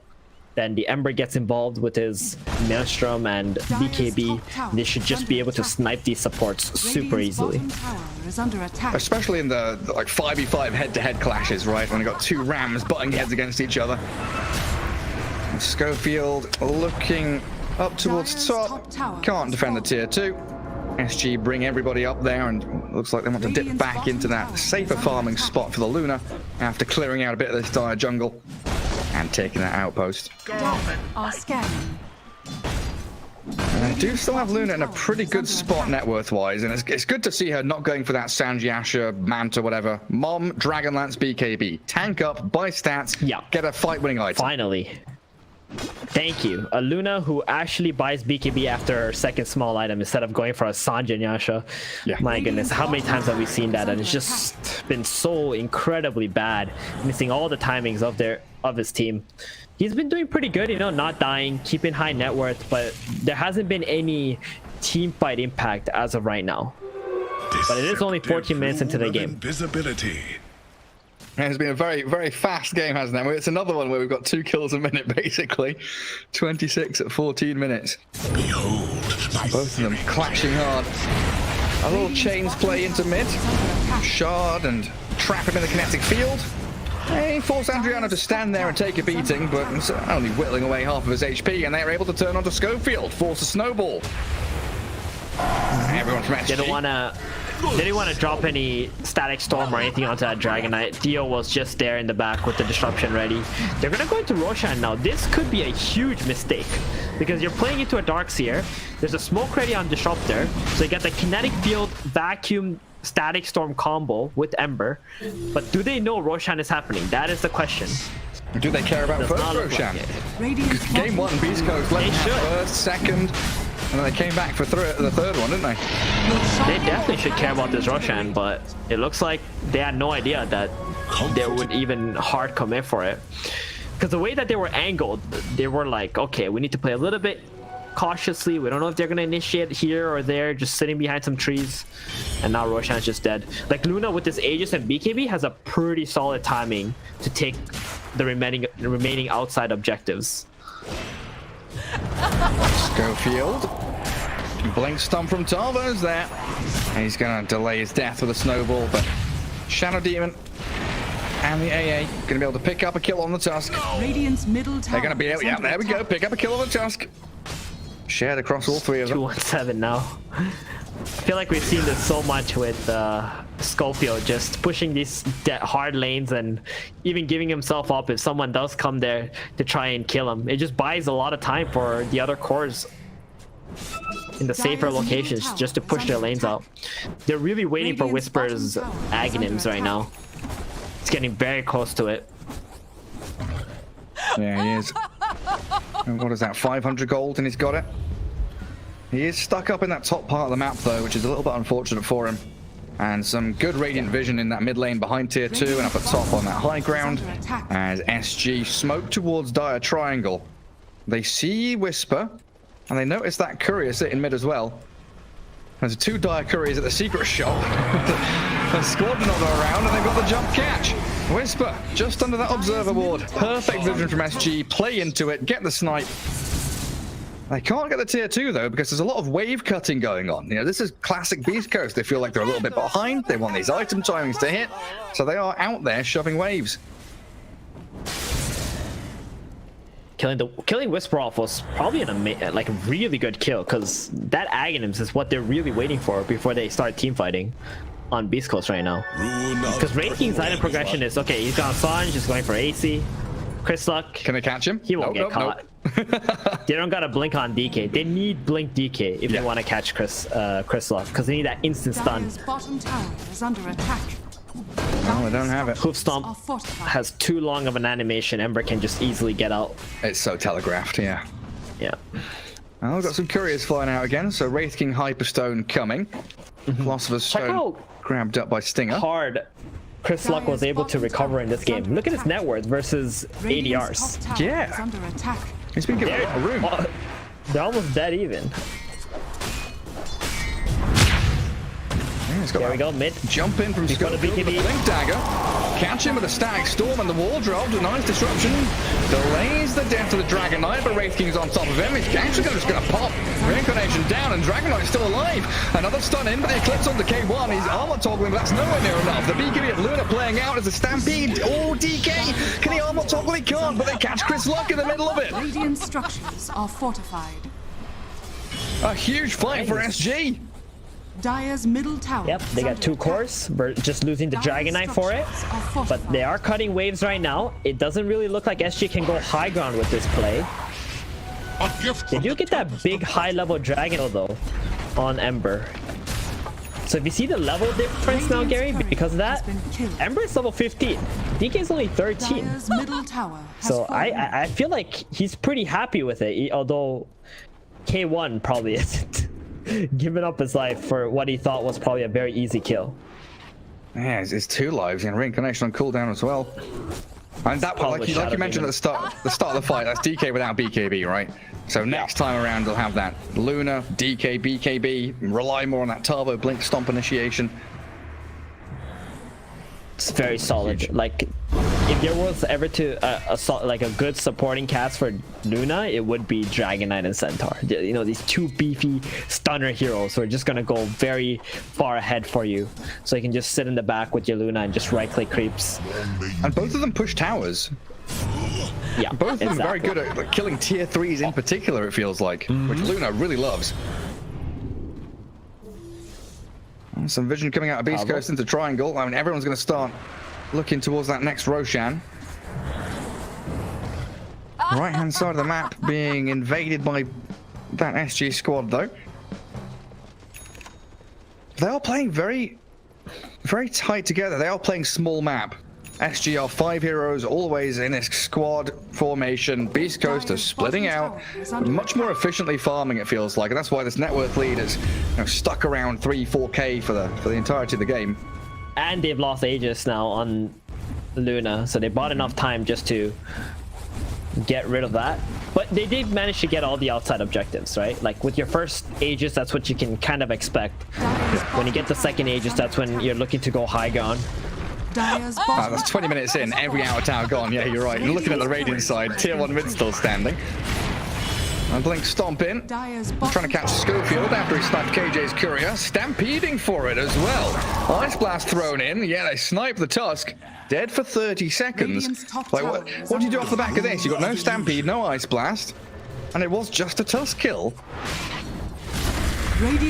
Just gonna have to go back and farm. I mean, the next 3 minutes is pretty much gonna be dead time for SG. They're just looking to get the next Roshan, try to get some pickoffs. Tavo, though, he's very vulnerable here. ATP top to defend the tower.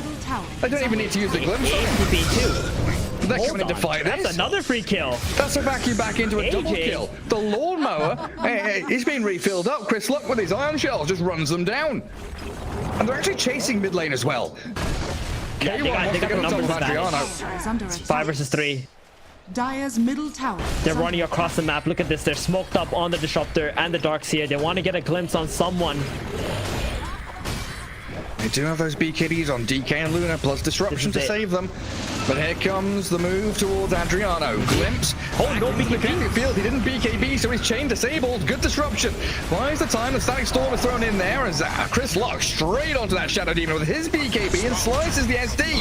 Tusk with a snowball. Doesn't save up Stinger. Rolls himself out away from that DK as the Eclipse comes bouncing in with a loosened beams landing onto this Chris Luck Ember Spirit, but his Flame Guard's up. He doesn't care. They kill Adriano. Just a chain feed from top into mid. Yeah, I mean, the moment Tavo TP top just for that one creep wave and he's running back, Beastcoast saw the opportunity, jumped him. I don't know why KJ TP'd in there. There was no way he was going to be able to save that Centaur. Just let him die. You know, stay in one area and at least control it, even though your Centaur is dead. And then they just start getting picked off one by one. DK also not using the BKB when you get glimpse. That is so greedy on his end. Just back off. You got 2 heroes dead. There's no way you're going to be able to fight. Very reminiscent of that move that you pointed out in game 1, where they TP'd as Dire to bottom tier 2, right? With the Medusa. Yep. They play tight as 5, and then there's something that's like, hang on, we want to change the way we've been playing and kind of not adapt to the scenario we're in. They saw something shiny on the other side, and all their eyes went to that shiny thing, and they just got completely... Exactly, the greed or just not understanding how to control the map. This is what I mean. Beastcoast, when it comes to controlling the map, they're just on a whole nother level. Their macro play is just so good. Well, we've got a 2-minute wait for Roshan. So SG, a lot of time to play around with here. And no real objectives to gather up apart from maybe the top outpost. It feels like that favors Beastcoast to be able to get a tier 1 mid, push out bot lane, carve a bit of the map for themselves, maybe grab the bottom outpost.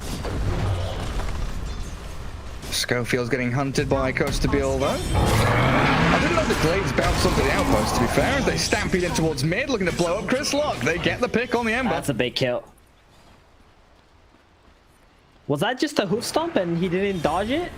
I didn't see it. I mean, that's... Yeah. I was watching Glaives bounce on an outpost. Same thing. I was looking at the same exact thing. I think Beastcoast are going to be pretty happy that Roshan is not up yet, but defending this high ground.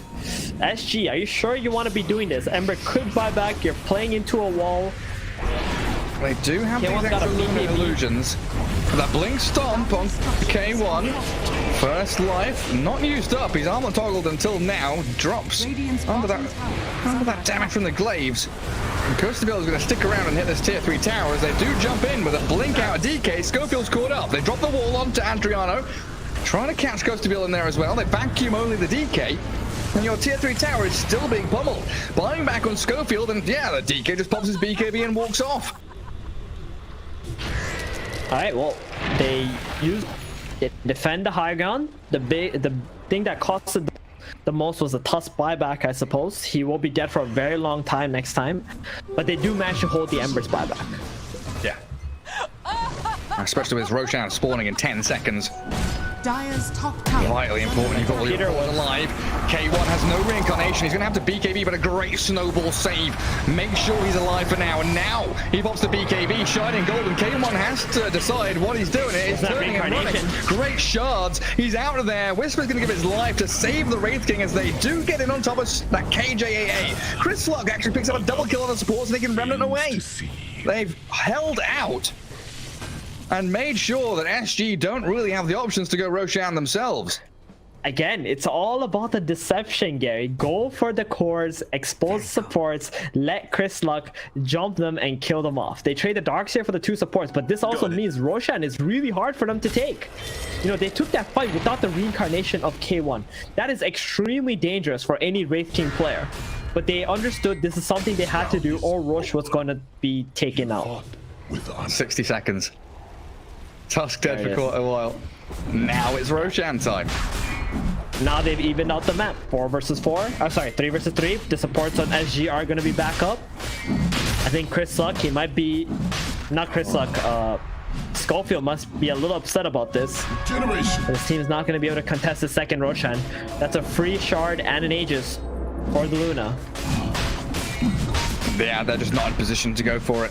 K1's farming jungle pretty deep on the Radiant side. Roshan handed on a silver platter to SG.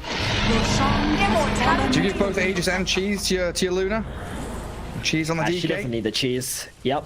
Radiant's middle cheese on the DK. You know, Darkseer is going to commit the wall and they're going to try to bring ADR down. He's going to pop that big nasty cheese that can heal him to full. Radiant's bottom tower is under attack.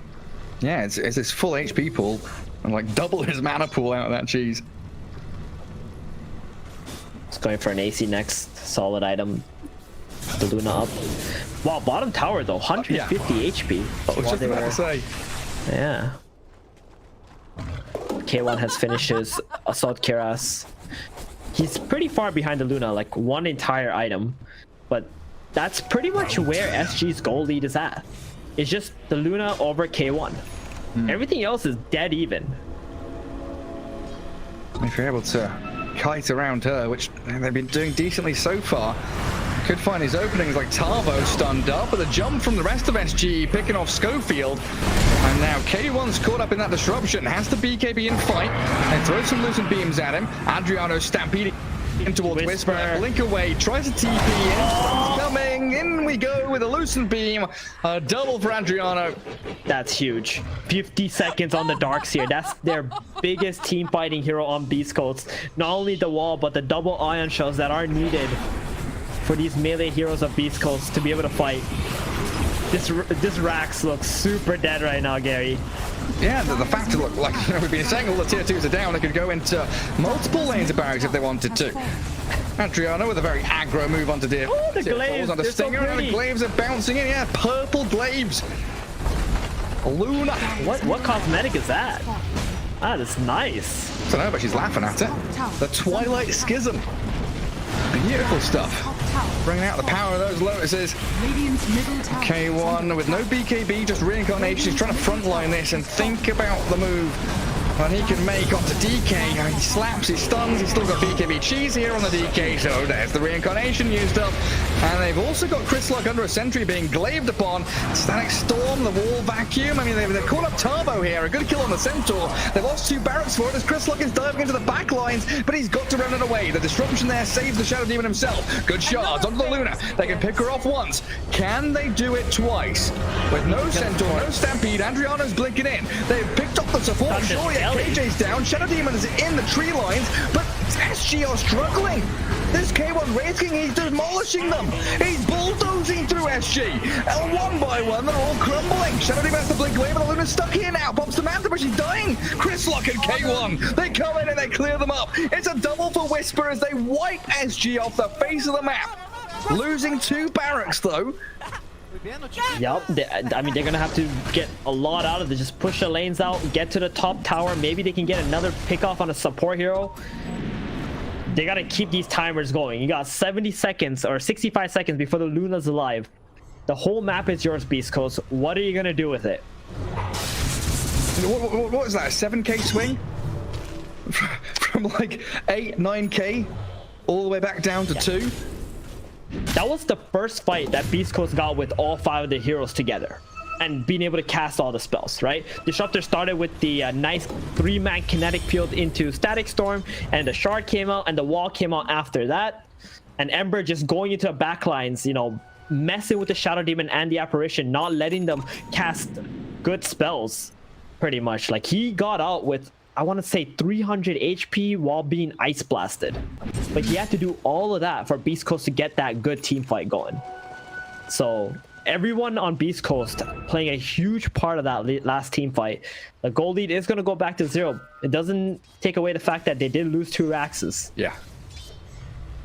I mean, like, Tarbo dying at the very start of that fight, he's going to be kicking himself as well. You know, the aggro moves there from Tarbo and Adriano was almost as if they felt they'd won the game. They just needed to make one move to shut it out. But now they've opened that door for Beastcoast to pull the same kind of moves they've done time and time again. The comeback plays. Much harder this game, though, since all the waves are constantly being pushed into you. Beastcoast gameplay is all about getting the lanes out and finding the opening to take an outnumbered team fight. So what do we have now after that fight? So yeah, so Stinger has Aghanim's Veil. Ember Spirits, he's got his Kaya Sand. Oh, hold on. You gotta stop right there. Yeah, okay, fine. Disruptor has Aghanims. OMG, that is gonna be it right there. This next team fight, if they can get a big ulti on Luna and DK without them popping the BKB off, Shadow Demon can only save 1 hero. Or you kill a Shadow Demon and then you get the Disruptor ult off. Tarvo. Schofield. You sure you want to do this? Links out. Stampede wasted. They might catch out Wraith King. Level 3 reincarnation, so that's a 40-second cooldown. First life down, but in comes the Whisper back wall. Catching out 3, the DK Luna, the Illusions now starting to bounce the claims back onto them. As Schofield punches KJ. Supports are being burst down. They've got the Shadow Demon trapped in the trees. Now he's TPing out. It's full disengage mode. Now the Static Storm onto the coast to be a Luna trapped inside. She can't do anything. Just being whacked around by K1. Theo is picked off. Couldn't get a TP out of there. And a glimpse onto Adriano means they separate, isolate, and decimate. Killing them all off 1 by 1. DK left stranded. The buyback from Tarbo is meaningless. Beastcoast with a perfect execution. Oh, this all started because of the Stampede being wasted and Schofield just being able to blink out. Oh, that was so good. I mean, they jumped K1 here. They're all being slow. Darkseer comes in with the blink play and the back him a little too early, though, because Disruptor was not close enough to get his ulti off, but that doesn't matter. They get all these early BKBs used. All they have to do is kite them. Ember catches the Apparition, then you just slowly run at them 1 by 1. Here comes the ulti from the Disruptor. Shadow Demon goes in with the save onto the Luna, but it's too little too late. Radiant's middle Without the BKBs, you just can't seem to fight. Beastcoast, they kited that so perfectly. Yeah, and during that, K1 is literally just swinging his sword over and over again. Like, he's literally got nothing else on his mind but hack and slash. Halberd, AC, BKB armor, tons of armor. Up to 27 now. No more, 37. My tooltip's bugged. Looking at the observer feed, he's got a bit more than that. And Ember Spirit onto the SD. They're going to put him stomp onto Chris Luck. Stampede out of there, back to Fountain. But that's not how you want to be using your Stampede to run from your tier 4s into your Fountain. The Ice Blast is coming out. Chris Luck, it looks like he's going to slip off to the side as the DK jumps that Stinger. Disruptor, but a Static Storm. In we go with that Snowball save. Gonna keep they get back onto the DK who has no buyback. K1 is going to sprint away from there, and they did get the Ember, right? He got clipped by the Ice Blast as it was going out. And that's how he died. Because HP was low enough as he was going into the DK. Oh, man. But yeah, they were, I mean, SG, they hold off. They don't lose any Raxes. And they trade 1-for-1. I think they're going to be happy with that. Maybe Ember, Chris Luck going a little too aggressive under the tier 4 towers, going for that Shadow Demon, has costed him a Rax. Well, now we've got to start thinking about third Roshan, right?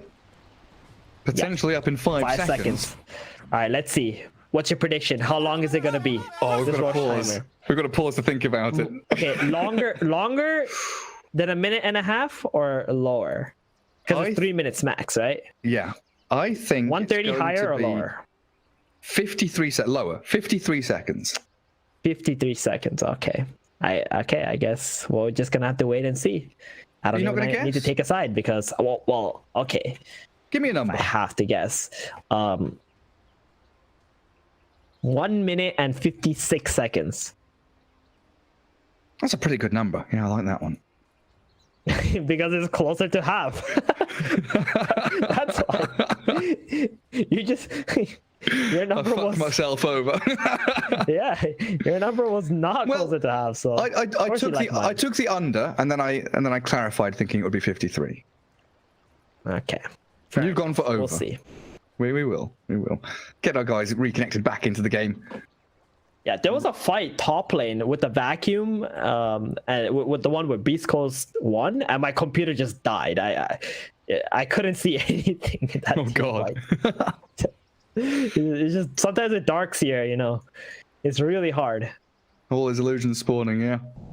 Yeah, and this game, I would say the level 25s are quite significant, especially for Beastcoast. They got some really good ones. Dragonite too. He's got that AoE Dragon Tail, which could be nice, but he's only level 20 right now. Darkseer Parallel Wall, that's so big. Good against the Luna.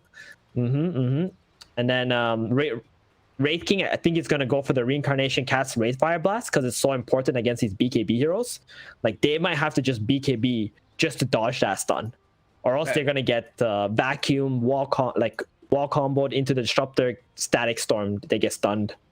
They have been using K1 as a setup, haven't they? He's the hook, he's the line, he's the sinker, he's everything. You know, he dangles. Game 1 too. Same exact thing. He's been doing the same thing like both games, just baiting onto the cores and bringing the supports out. Oh, a bit of calm for the first time in 35 minutes. Oh, thank you. Thank you. Okay. That's a long one. I was off by 20 seconds. Production was very wrong. Someone in production guessed 15 seconds. Complete opposite side of the spectrum. Well, yeah, I mean, Beastcoast do still have to, you know, maintain and prune these lanes. They've been super creep top and middle lane. It doesn't feel like it anymore, though. They're dealing with them very nicely. Skeleton's also helping out. It really is going to be that standoff around the Roche pit. Double dire wards up there near the top area. Radiant have a bit of vision around that spot as well. Do you reckon either team wants to smoke and make a move before Roshan, or we kind of just wait for people to, you know, migrate into that place? If you're Beastcoast, you wait for Roche. You wait for Roche. You play around your vision. You try to get kills on supports. SG, they're the ones who are pressured right now, because if they don't get this next Aegis, they're pretty much conceding the game. We've got a full Silver Edge on this Wraith King now. That's pretty handy against DK and Luna, right? Luna's got 2 passives. Oh yeah, you are right. Both these heroes are gonna get quite annoyed. Especially Dragonite. You remove 16 armor just by hitting him. Real handy. How long does it last? Like 4 seconds? Like 4 seconds doesn't sound like a lot, but in a team fight, and if you focus and burst someone, 4 seconds is a long time in Dota 2.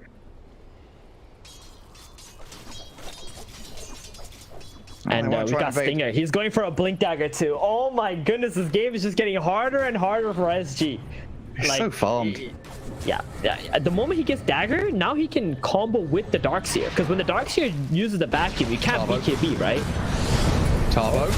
Please blink away. Schofield straight towards the support. Shadow Demon first. Has to buy back. It's around Roshan. The vacuum wall. Storm doesn't land on them. They get the BKBs off just in time as a Luna looking to fight. But there's sigils, there's illusions. They shred through Schofield. The buyback comes out of Theo and KJ. But Chris Lock is backstabbing it onto Tama. The Centaur's gone and he can't protect the fight. K1 slices through Coastabile. They disrupt up the Ember Spirit there. But Shadow Demon looking dead to rights.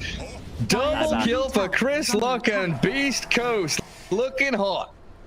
And that's Roshan too. Are they gonna go Rosh or are they gonna go push out lanes? Well, there's a giant creep wave going in top as well. Rosh is probably the best play they can make here. Wait, there's a wave bottom. Oh, they're looking at the wave bottom, Gary. They don't care about Roshan. Radiant's middle tower is under attack. Bottom Even as things well. out a little bit. Bottom lane, massive wave with double catapults. Tier 3's nearly dead there. So yeah, K1 and Chris Luck destroying these buildings. Radiant's bottom tower. We're ripping them out of the foundations. Radiant's middle. I can go straight into bottom lane. There's 50 seconds with no Luna. Radiant's bottom barracks. Yeah, they can't get mega creeps because of the tier 2 top, but they just take the racks and now they can go back to Roshan and kill that off before SG can contest. Radiant's bottom barracks has fallen. Chris Luck, they want to try on him. He's tanking up, surely. He's going to withstand it. Oh, well, it's a lot of damage, but he does remnant away. Yep, Kaya Sanch, status assist, so good. Not stunned for as long as you would think. That safety net of the BKB as well, always there for him. And yeah, third Roshan. Aghanim Scepter. Who's it going to? The K1 Axe. Yep. You know he wants it. You know he wants that free 6,000 net worth. Roshan has fallen to the dark. Give it to me. I have claimed immortality. Well, Chris Luck takes the Aegis. K1 Ags, cheese for Whisper, who has an Eon Disc too. Come and fight me.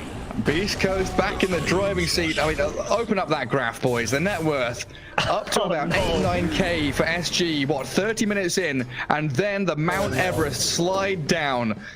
The illusion of the net worth. Oh my god.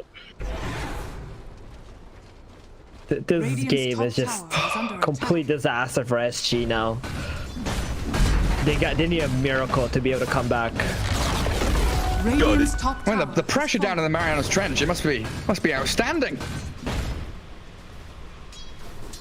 What, like, do you think SG can hold high ground? The heroes they've got very good aggressively pushing and getting into the enemy base. But how do they do when they're being dived? So they don't have tossbacks. Like, they have to. You know, if Beastcoast move to a high ground, they're kind of putting the Wraith King at the front, and if they blink stop him, you get vacuum walled. You can't dogpile onto heroes. Well, I don't even know who you're supposed to kill on Beastcoast. It has to be Schofield, right? He's probably the easiest target. Stinger is like 2 maps away with his Blink Dagger and waiting for Whisper to go in with a vacuum play. I honestly thought that last team fight was probably going to be the best fight for SG because Stinger messed up his ultimate, right? It was off of Stampede. He didn't get it off before the BKB of the Luna, so they were all able to get away. I guess Beastcoast is too far ahead now. SG did. Yeah, there it is. There's the Schofield kill that they've been looking for. Yep. There we go. Can we connect this to anything? Is there like a ninja gear? They need like some kind of smoke for this Dragon Knight so they can keep finding picks like this. And they need to delay the game for this DK to get to level 25. That big Dragon Tail AoE stun would be nice. Stinger, there it is, another good pick. Comes out onto Stinger, but Wraith King's here. He BKBs to dodge the Wraith Fire Blast. Stinger looks pretty dead to me. So the Ice Blast, he's got that Wraith form from the Aghanim's Wraith King, and they turn onto the Dragon over the glimpse back into the Static Storm. They're bursting through Adriel. Disrupted, but the Luna stuck. The Luna, no cost appeal. Why is he there? How is he there? Oh my god, SG have walked into a bloody disaster. They vacuumed them in to the Static Storm, the Aghanim Static Storm, and he couldn't BKB, couldn't Satanic, just got exploded. It doesn't have buyback either, Gary. I think this is it. It looks like, I mean, they've got a Lunar Illusion. 18 seconds with a Lunar on your team. They're gonna go straight to the top. Frustrating. Oh my goodness. I mean, Tavo's going to try his hardest to hold out on this. Remnant forward. Ember Spirit thinking about it to be ever so much a Blink is being support hero. ADR's Blink is being cancelled because of the Remnant. Oh, that AoE damage, yeah. Yep. And the positioning from Whisper and Schofield now. I mean, they've got to jump onto the Tusk. They can't follow through on it, and they're losing their buildings and barracks, and they're getting onto the tier 4s to pick off Theodore. Gone for just under a minute as the stamping from Tavo, it does nothing to save him or Adriano, and that's game over. Beastcoast with their classic comeback. I can't quite believe it, honestly, but another 5-man wipe. The 33k lead they've amassed in the past 10 minutes or so has just been a beaut. Gorgeous to watch, and GG is called a 2-0 victory, making way. Beastcoast. Wow. I mean, this game definitely... Let's take it slow. Where you go, I go too. And if you hit the bottom, I'm going down with you. Let's take it slow. Who cares where we gotta be? You know you'll have a good time wherever you're with me. Let's take it slow.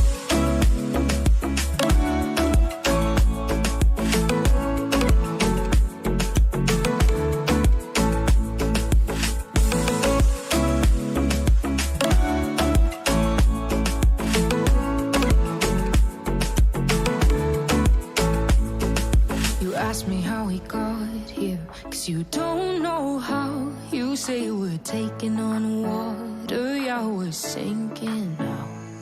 You're looking all concerned, like we're gonna drown. But we both know how to swim, no worries as we'll fall now. Let's take it slow. Where you go, I go too. And if you hit the bottom, I'm going down with you. Let's take it slow. Who cares where we gotta be? You know you'll have a good time wherever